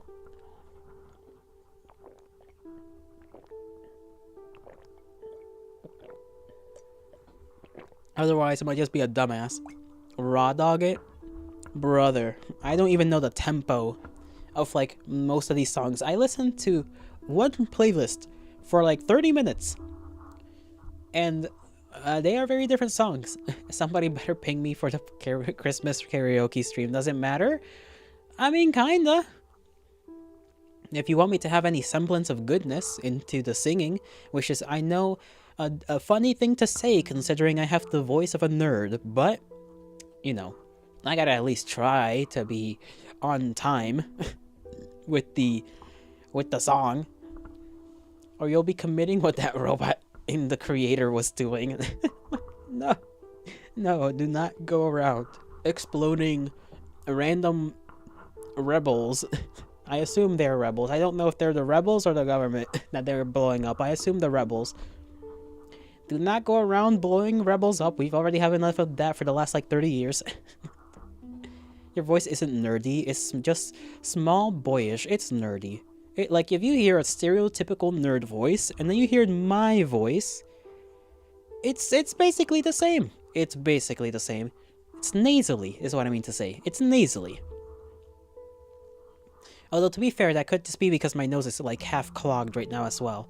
I've been listening back to myself a couple of times for the last couple of streams. You know, I, end stream and then I kind of skip through and hear myself and I'm like, damn, I don't like that.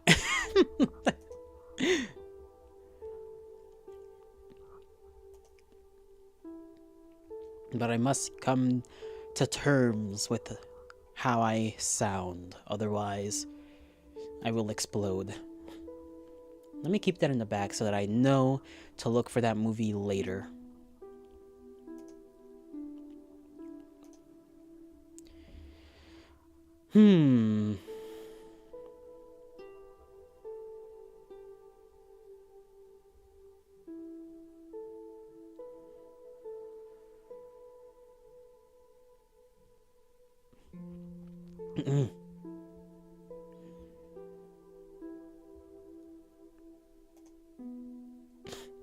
Fucking hell.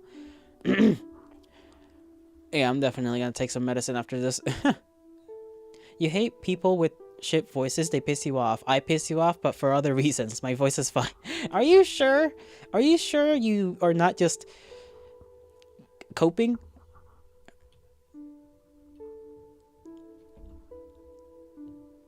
You don't think there's enough nasal in my normal voice to be considered nerdy, but maybe you just associate me with so many autistic... Maybe you just associate with so many autistic nerds that anyone that sounds slightly less nasally sounds normal. I don't know, I just think I sound nasally to myself. I am unsure. I am, one could argue, a little insecure about that. By technicality. But other than that, you know, at least I'm a stud, you know? No, I'm not. Why the hell would I cope on your behalf instead of insulting me? No, I think you're just being, you're tricking yourself. It's placebo. You know, you're coping. You think everyone thinks their voice sounds like dog shit, except for, like, Frank Sinatra. Yeah, but, like, everybody's voice is better than mine, so... That doesn't count. That's not fair.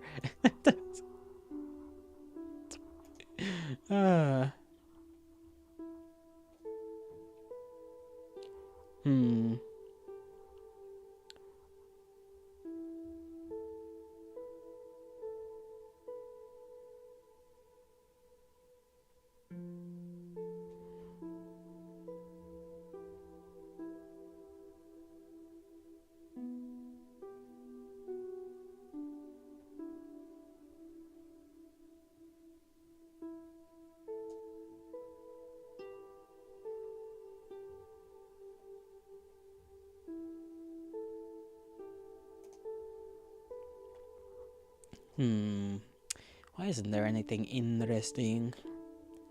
Oh, kitty cat.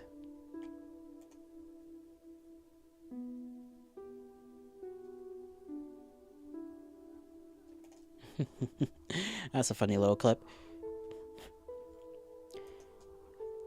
Alright. Why haven't I played in a while? I'm like thinking about that now.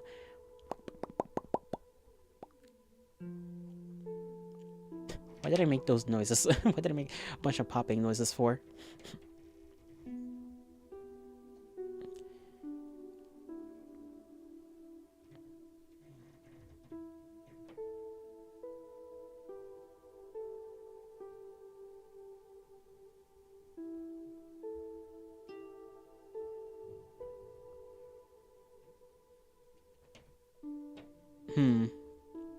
It's not exactly the stunning visuals you've tuned in for, considering your phone is flipped over most of the time, so you always miss the spinning trout. Yeah, that's a shame. That's a shame. Spinning trout is always worthy of witnessing. Always. No matter the consequence. I should play Portal someday.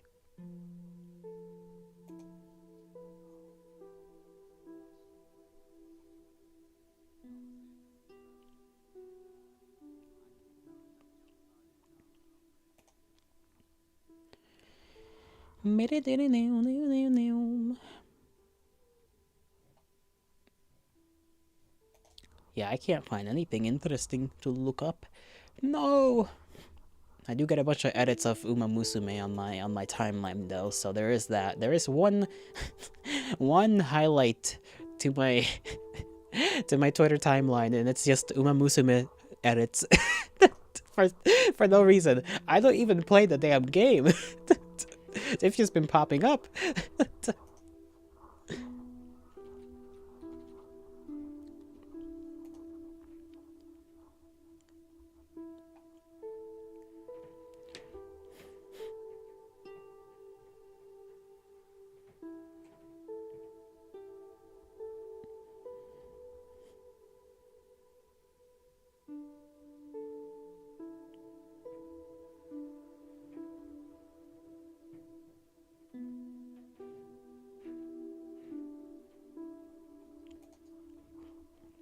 You're gonna gold ship drop kick me.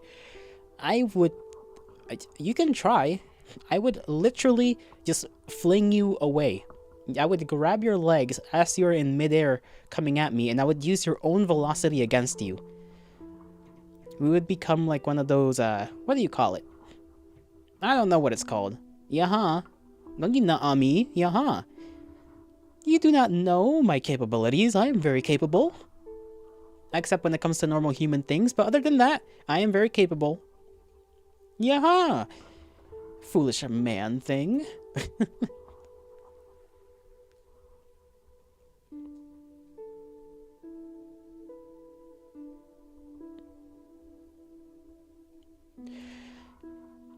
Okay, Skaven. Not Skaven. Ay, ay, ay. It wasn't even a reference to that, but okay. You're back. Welcome back, Knuckles. Knuckles? When are you gonna eat a rock? I want to see you eat a rock. You've eaten other things with the skin on it. Now we need to see you eat stone. A rock? Yes. That's a big country. Not Iraq.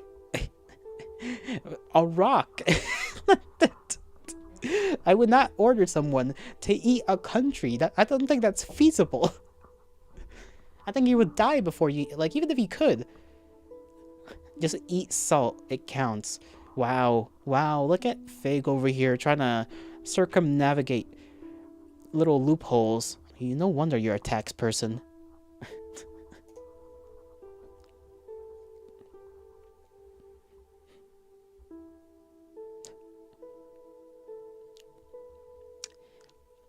It's gotten to the point that certain sweets kind of hurt my teeth a little bit.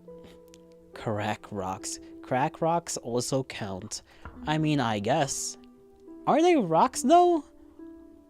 Like, don't they just call them crack rocks? I'm not sure they're actually rocks.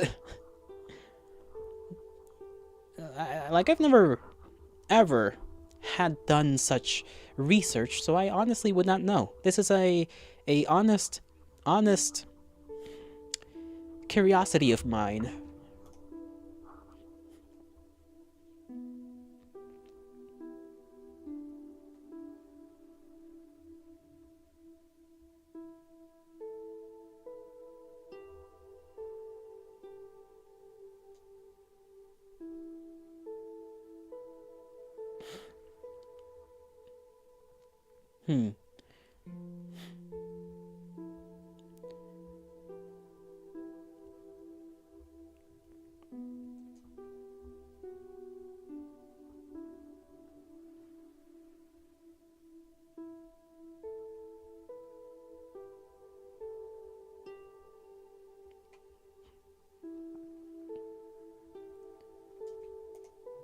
Sorry, I was reading something.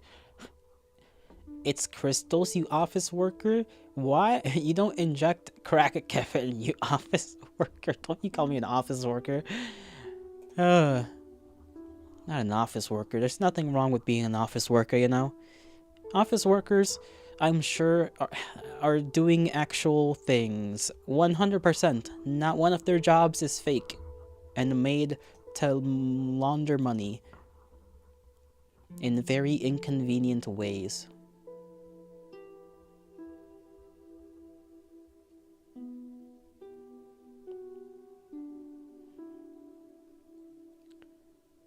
Hmm.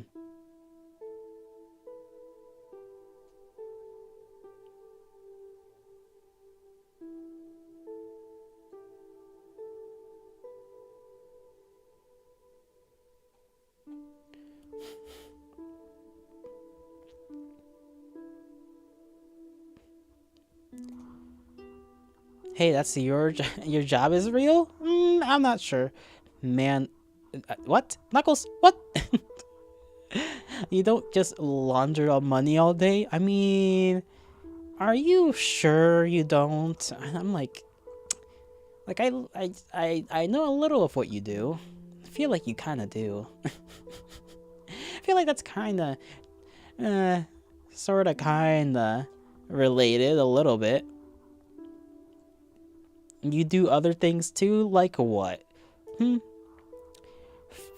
Copy papers, send emails.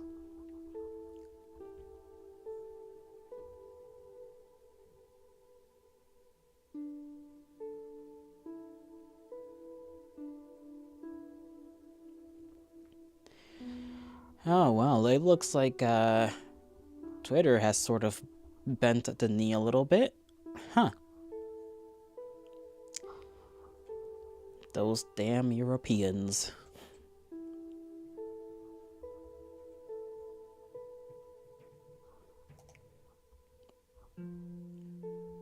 Anyhow, Fig is literally Kevin. You think so? Literally Kevin. Living a similar lifestyle, perhaps. What did Twitter do? Nah, it's just, the whole thing with the UK and the EU being like, oh, you can't host certain things. You can't allow certain posts to be a thing. And now X is finally kind of folding a little bit by claiming that you are responsible now for your posts and whatnot.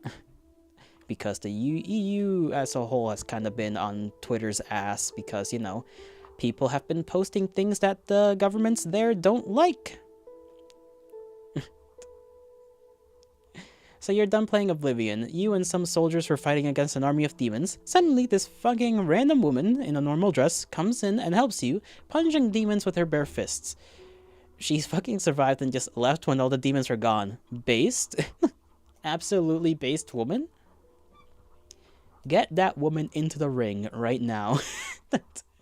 You need her. You need her in the fight. You cannot let her run away.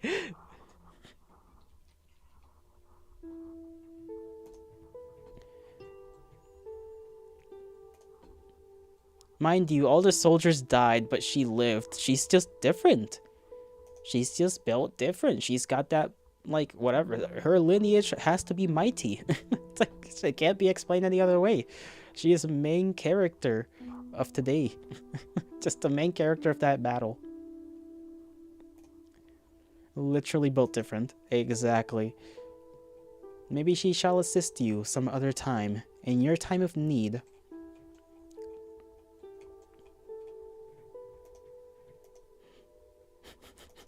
What a random thing to happen. You're just fighting and you see some random NPC start fighting with you. Start smirking the freaking demons. I forget that's like the whole thing about Oblivion, right? Like a bunch of gates open up and you have to go around and close the gates so that literal hell doesn't take over.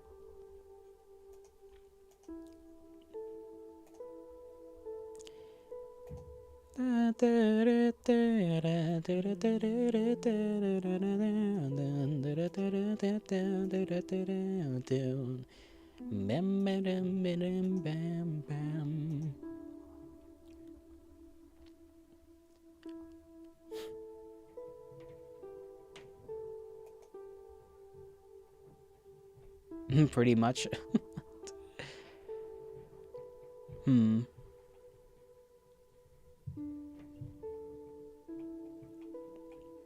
I'm not thinking. How can I be such a little thoughtless entity?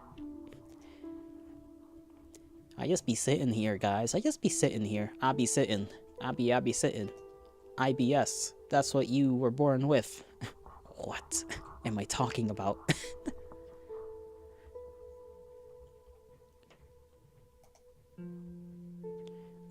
Therefore, I am not. I don't think, therefore, I'm not. Possible. This is a possible outcome. Oh, I smacked the mic. I'm sorry.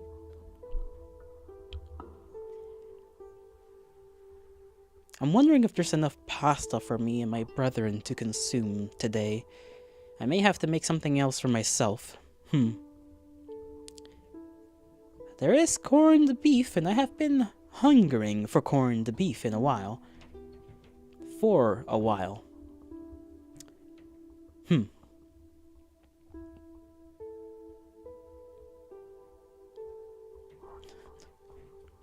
Knuckles, I'm gonna push your head into a bucket of water and keep it there for a good 1 minute. You better hold onto your breath. You rewatched Scary Movie today? That's something. I don't... you know what's... I don't know about you guys, but every time I've watched older Scary Movies, they're not good. Or I don't know if it's just me not really feeling afraid when I watch a Scary Movie, or if just... If... And I think you mean Scary Movie the parody, which, you know, is something. But I mean like horror, like actual horror movies. I don't really feel the horror. I don't think it's even like today's horror. If I were to sit down and watch like a modern horror movie, I don't think I'd feel much of the horror at all. I think I'd get jump scared, sure, but that's different from being like afraid, you know? Man, how long has it been since I've watched fucking Scary Movie? I remember watching almost all the parts. There was one where they had like the chipmunks, no? Like the from Alvin and the Chipmunks, but like the parody version of them. You saw a trailer for Scream 7 and literally had bits from Scary Movie. That shit was funny, not scary. Yeah, I think it's hard to make a modern horror movie, specifically because there's so many avenues. I think part of it is just that we're all so used to horror when you think about it, because so many people make horror-based things just online that I feel like most of us are just used to it. We're just simply used to it. So when we go and watch a horror movie, they haven't done anything new, if that makes sense. Like, they're technically years behind because of the production of a movie. Where in comparison to like some random online series, they're up to date, and their scares have to be up to date, and they have to evolve their techniques as their series goes on. But when you're making a horror movie, you're kind of stuck in the time, so to speak. So it's a bit difficult to make something that actually has impact in terms of fear. At least that's my little brainlet explanation.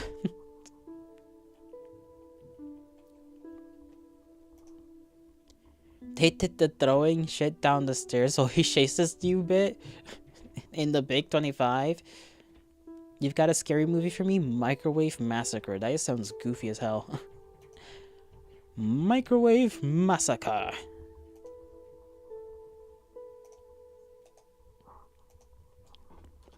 Let me look it up. I'm curious. Curious George. Came out in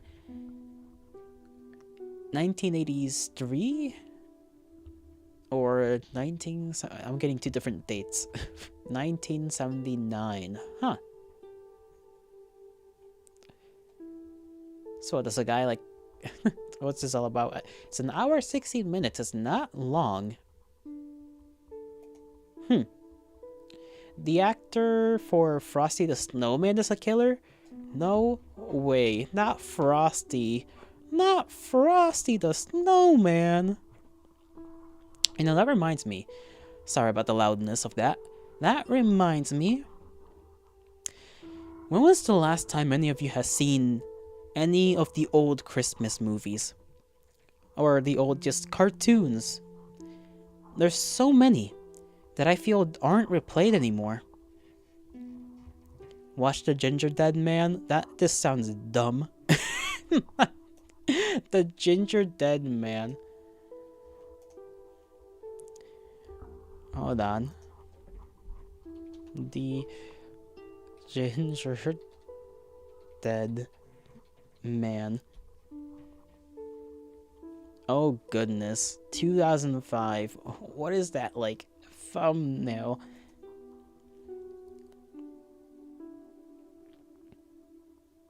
It's literally a gingerbread man with a knife. There's a comic on it? Oh goodness. What were they cooking up in the 2000s, man? Clearly not, like, whoever was in the kitchen should not be allowed in the kitchen anymore. That's all I gotta say.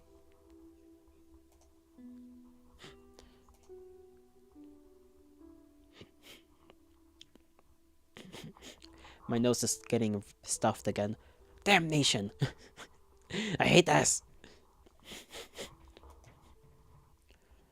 These mortal woes are not pleasant.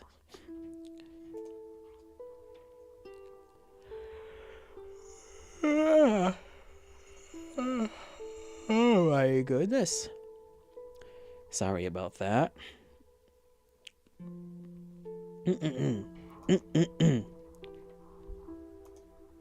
Big yawn. You know, that I think that's the first yawn in a while on stream. I haven't been yawning on stream recently. I think that's a bit of a achievement. At least I have a nose. You say that as if that is not the norm. Knuckles, is there something you want to tell us? It's okay. We're very accepting here. Isn't that right, Wiki? We are very accepting here.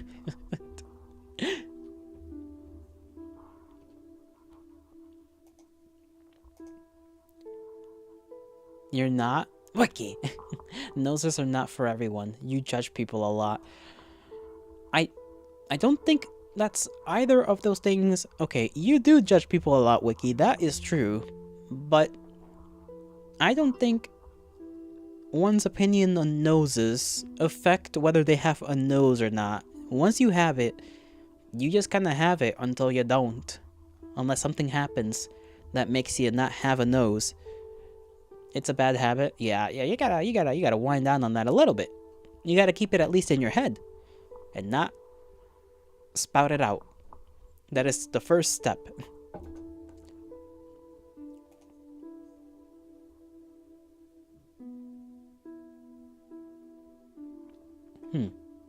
She's on the forehead. She's on forehead.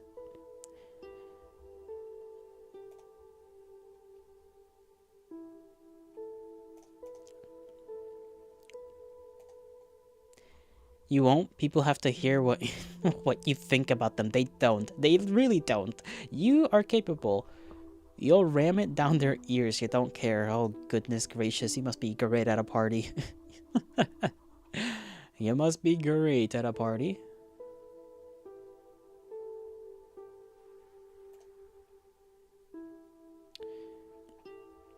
What is a man to do when he runs out of bacon? Bacon pancake, bacon pancake. And I put it in the pancake. Bacon pancake. You guys ever remember that song about the bacon pancake? Foolish fuck. Why do you think I never get invited? That's just sad. You should get invited at least like once in a while. Little hangout session. Little rotation sesh. Blunt rotation. I think you'd do alright in the blunt rotation. We can equal it out.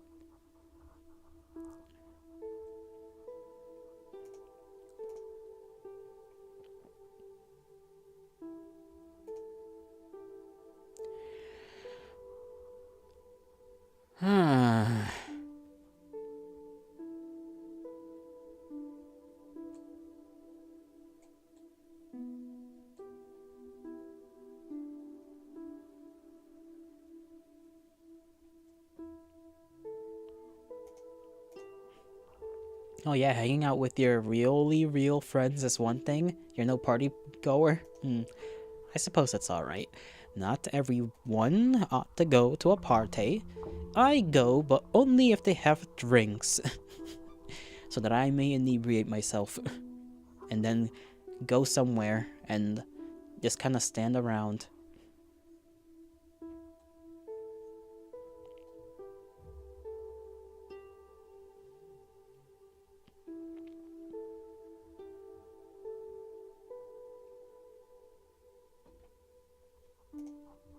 A party bum, are ya? Yeah, I suppose, in a sense.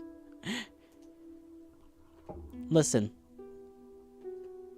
if you invite me, you know what you're doing. Like, that's the way I put it. You know what you're doing. You know what I'm there for. Like, you can't not know. You know what I'm there to do, and I'm gonna go do that. And you're chill with that if you're inviting me to that. That's how it goes. That's how this works. Doesn't mean I won't talk to you. It doesn't mean I'm not gonna have a good time with you. But, you know, it's like if you're inviting me, you know me. What are you there to do? Drink? Possibly vomit at some point? Maybe get high as well, depending on whether there's stuff around to do that with. Maybe get up to some mischief with the other individual who is very much willing to get up into some mischief. It depends on how capable any one of us is at driving. Not me, I don't drive. But others amongst my companionships do the bit of a, you know, driving while they probably shouldn't be driving. Your paranoid ass is never going into blunt rotation. You just need people that have a good time to balance your thought process out so that you're focused on the giggles and the funnies rather than your own thoughts. That's all you need. Trust.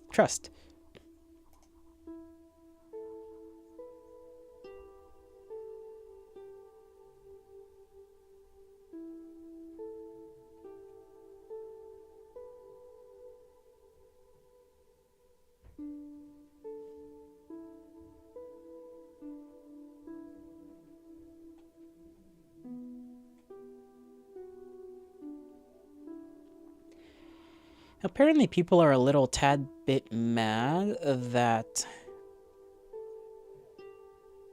I think, let me see, what is this? You know, Expedition 33. A little bit of, I think, I don't know where this is coming from, but apparently they've revealed that, like, they did use some AI for some stuff, and now people are kind of mad at them, and there's like a whole back and forth about that. I think it was probably for like the code of, if anything, because that's kind of where things seem to be going for video games. I don't know in what way specifically they've used the whatever AIs they have used. All I see is that people are kind of mad at them for using AI. You're the one yelling nightmare, nightmare, nightmare, and did you notice you're talking a bit slow? Are you okay? You don't look so good. Your eye is drooping, not the other way around. Oh.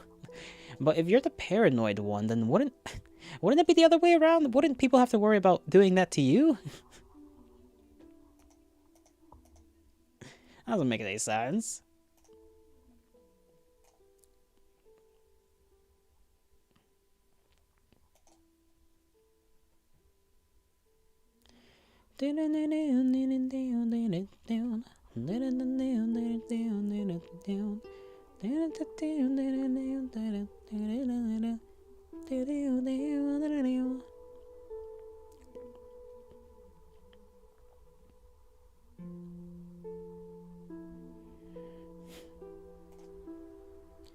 Put Wiki in the nightmare blunt rotation. That's why you don't get high and do it to people that are.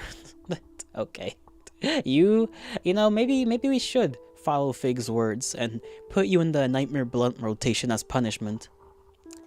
So you'll learn to not do that.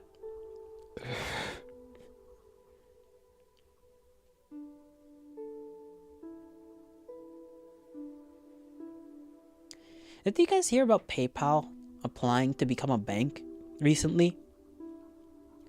Nightmare situation right there, considering that they'll ban you for any reason. I guess anyone is capable of doing. There's a lot of companies that are willing to do that, but you know, payment companies are still being bitches about everything. These are made up scenarios. You are the mother of the group. You are the mother of the group, Mr. I am the one yelling nightmare, nightmare, nightmare. And did you notice you're talking a bit slow? Are you okay? You don't look so good. Your eye is drooping, not the other way around, person.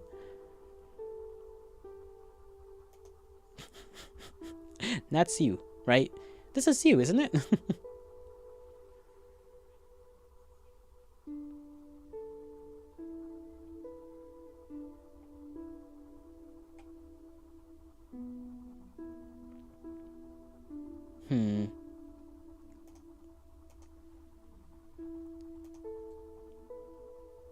My tummy rumbling. I am beginning to get hungry.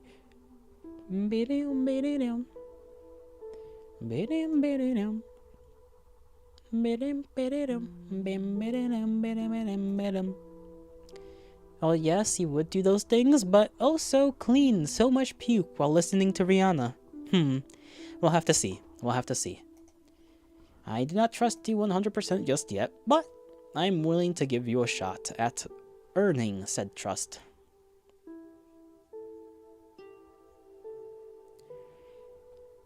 Fellas, how do I say this in a way that is comprehensible, non-serious. We have gone from 100 followers on Purple Place to 99 again for the second time. It is so over. It is so over. You're to laugh at you falling over for a minute, then you help a guy. You help up the guy. I fell off. I have. It's genuinely over. We're dying. I never made it, and now I never will. I will never be more popular than what's that lol cow's name? The one that always complains that people aren't giving him enough money. I forget his name. He's like always spending money on merch even though he basically shouldn't. Edging my 100 basically. My goal in life is to at least become more known than that man. And that's it. That's my current goal. It might be DSP. Hold on. That's not how you spell that. DSP.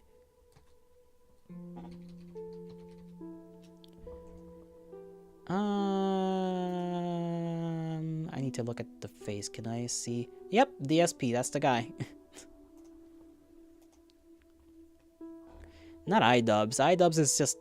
He's just the kind of person he is nowadays. That's different. But DSP. If I somehow do not surpass DSP by the time I stop this whole shenanigan I do... Cuck dubs.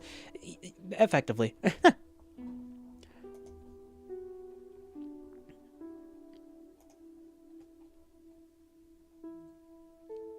But that is the mark by which I am measuring myself. Will I become more known than DSP? I have yet to do anything to garner such attention. I cucks. You guys are creative. I suppose these are very easy little nicknames. It's like whenever you guys go and just turn everything I say into a insult towards me. And then I have to be sure I just don't say certain words, because otherwise you guys are just gonna turn it around. I was gonna say it smells like bread, but no it doesn't.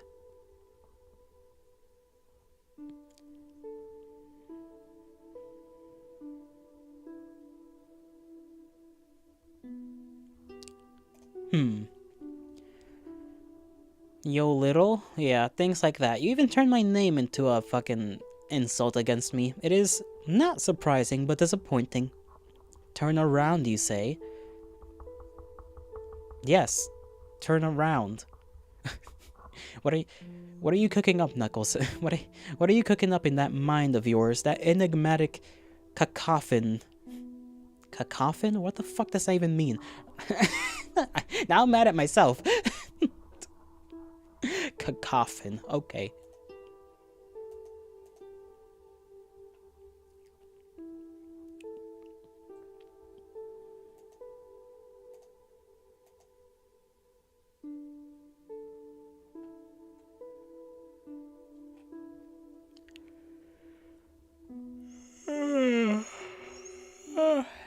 Sorry about that.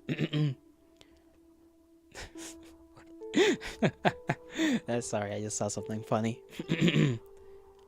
We bringing your little back? No. You know the deal? I don't know the deal. I don't know. I don't want to know. You're mean. You're mean to me. You're mean to me, and I don't know why. Your little never left. The art of the deal. Okay, Mr. President.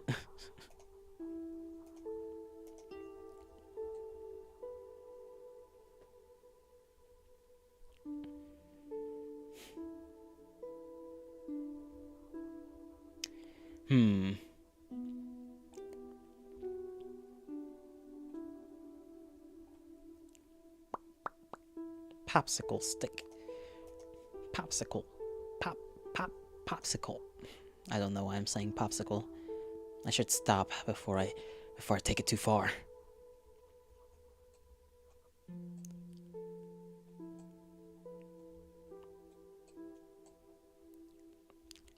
Who here has eaten a candy cane in the last month?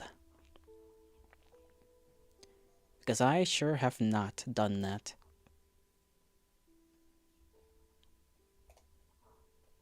You? Never mind. Why do you go so quick to answer then? You didn't even hear me finish talking. You just immediately wish to answer. You wish to be the first. You probably come first. I would not be too surprised of that fact.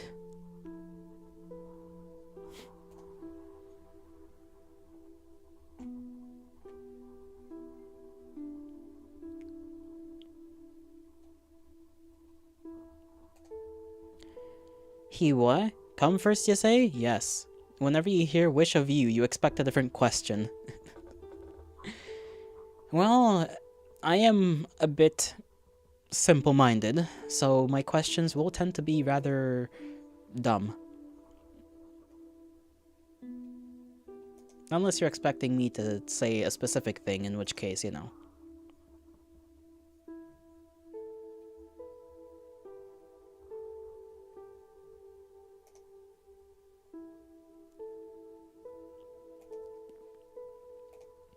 Simple of mind, pure of heart. Exactly. 100%. I am the purest individual you shall ever see in your days. 100% say so. Never have I said anything ludicrous or sexual or mean or said a swear or... Nope, I didn't say that. Nope, you guys heard things. Nuh-uh.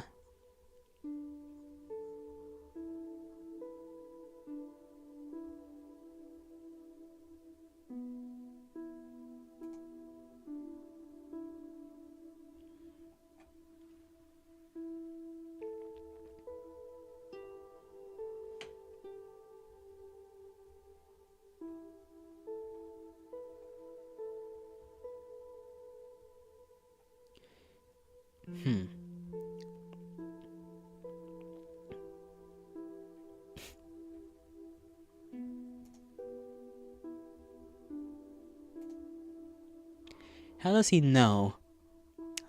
I just do. His mother runs her mouth. What? That means I'm sorry. What are you talking about? Why did you say his mother runs her mouth?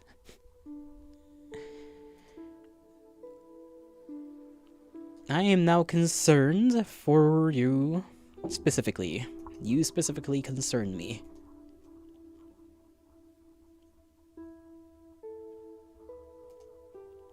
LMAO, it's okay, Wiki, he didn't get it. I don't. I'm stupid. You guys know this. You guys can't say things behind my back and expect me to understand when you know I'm dumb. Dumb as shit. I'm dog shit at thinking. We shill? You don't need to apologize. You guys are gonna make me cry.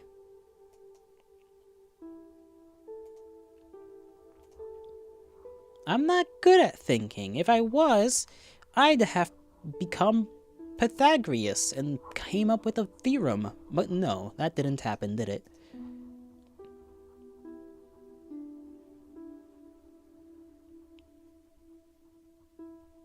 Your gigantic Nordwoman looks so out of place next to everyone.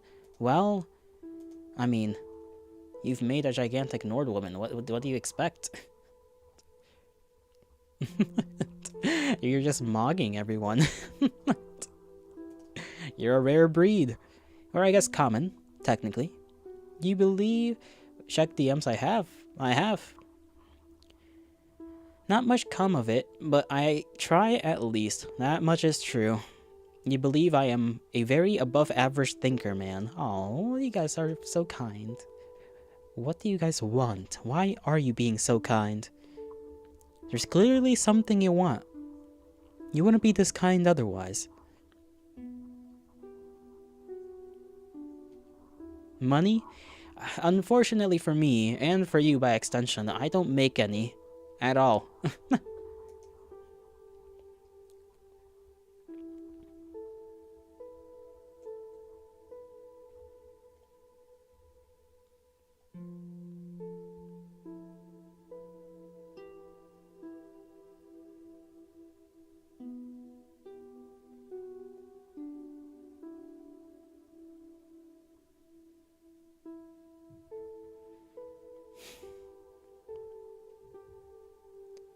Sorry, my brain just like is phased away. Money, alcohol, you'll settle. The only thing I have is a bag of mints and a bag of Jolly Ranchers. Will that do? As payment.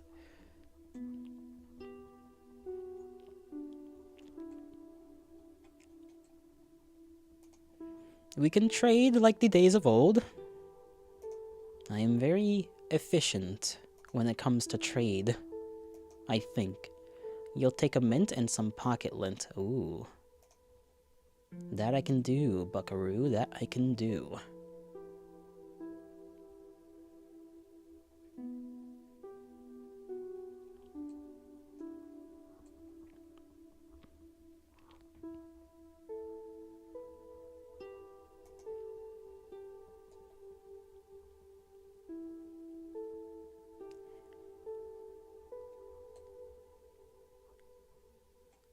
I'm gonna hold my breath.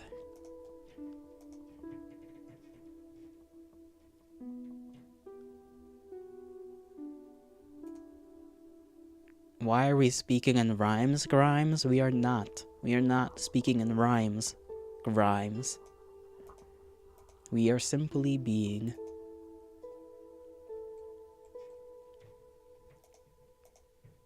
Check DMs again?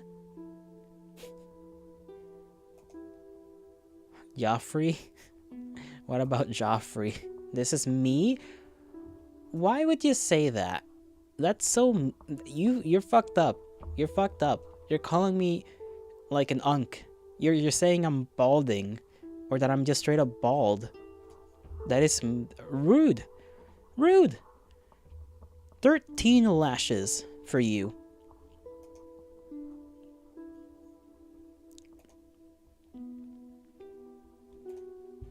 Is he wrong? Absolutely. Would you ever question me? Don't question me. You know it is the wrong move to make. Show chat and they shall back you up? No! Okay, I will. Give me a moment here. Mr. Portuguese man. I don't even know if you're Portuguese.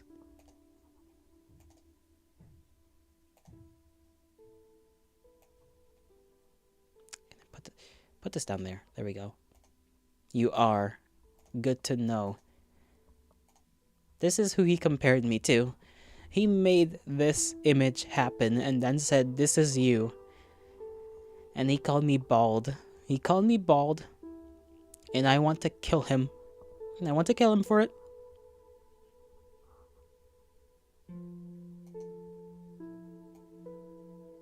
Joffrey, my boy. Right, I just stuck to the name. I didn't know I was gonna be insulted. SMH. Such is the way. Such is the way, I suppose.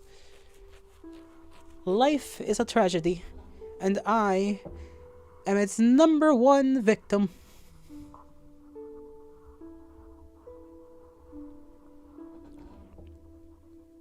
If I do ever actually start going bald, though, I might have to call it quits. It might genuinely be over by then.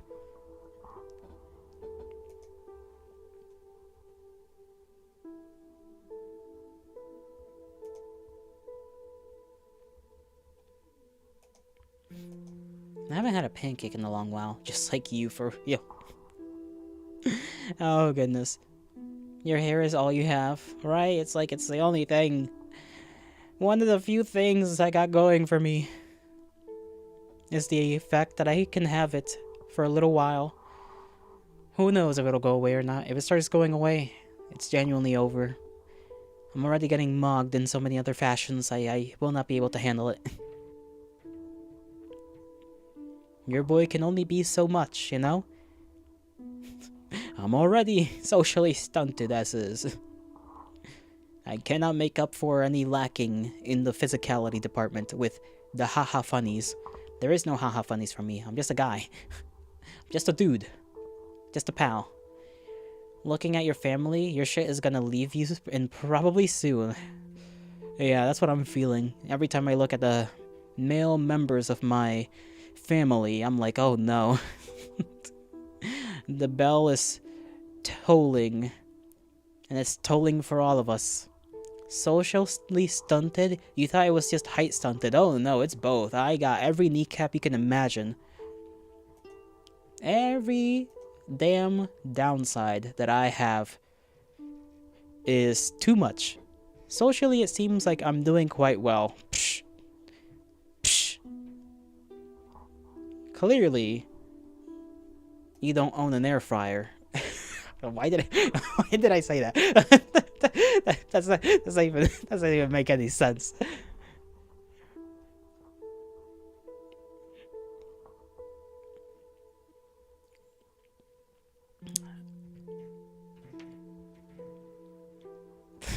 I need to like stop thinking.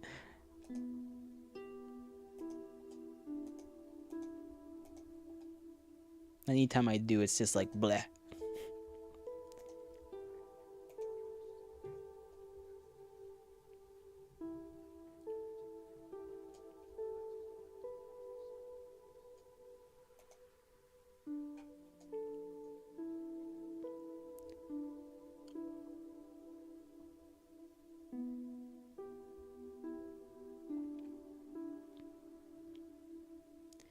What is this? What the hell is going on here? He. Okay, what did you do this time, Knuckles? What did you do this time? What do you do? What do you do? Because you've clearly done something.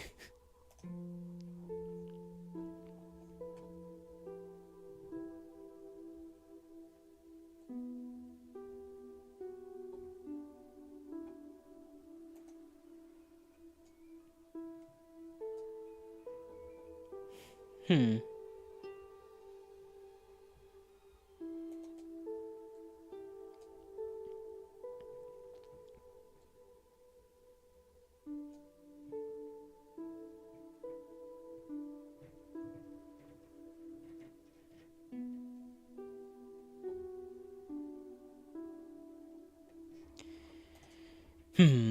You sent another funny, did ya? You sent another funny.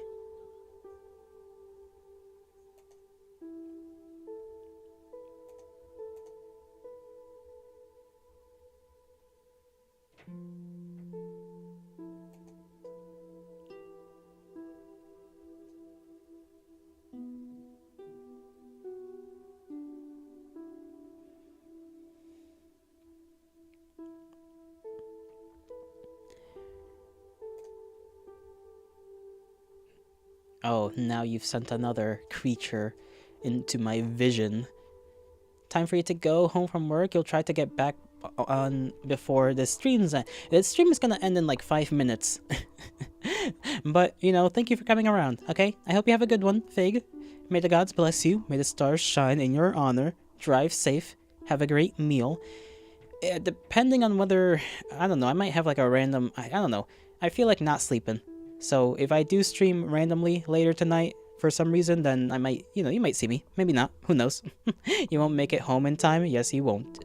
Eleanor. I will not be showing this. This is insulting to me. In that case, you'll see me next time. See you around. Oh, goodness.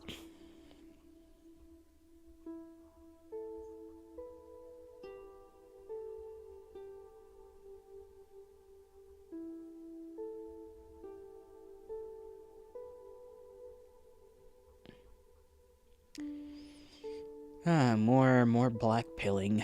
I need to not doom scroll that much on anything relating to computers nowadays.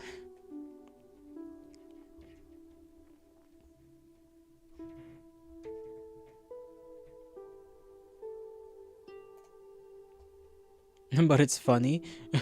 So, it's my stream. I get to not show things.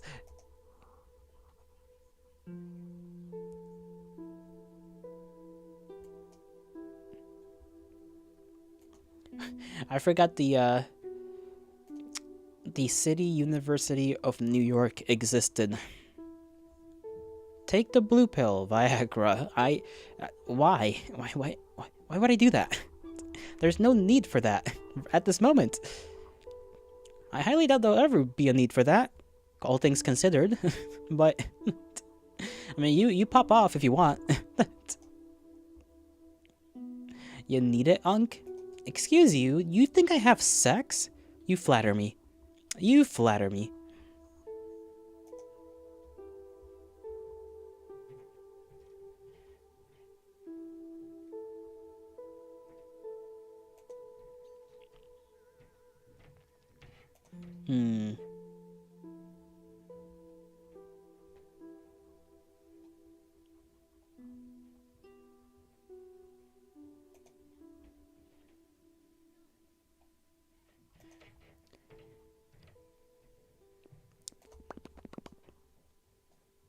No, just get it in general for blood flow. You don't need Viagra for general blood flow. Do you know what Viagra is for, you hooligan?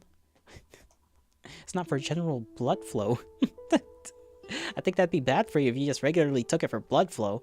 I think there's other things that are good for that.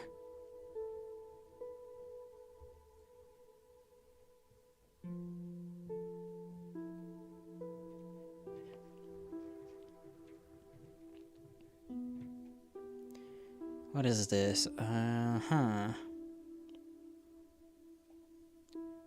Twitch support, introducing lead moderators, a new role that helps streamers manage their... what the hell's the... Okay. Lead mods can add and remove other mods and update all channel moderation settings. Huh. Okay. I guess that's a thing. Like amphetamines. You are an indistinguishable... Well, you are a distinguished individual, just not in the ways that most people would like to be called a distinguished individual.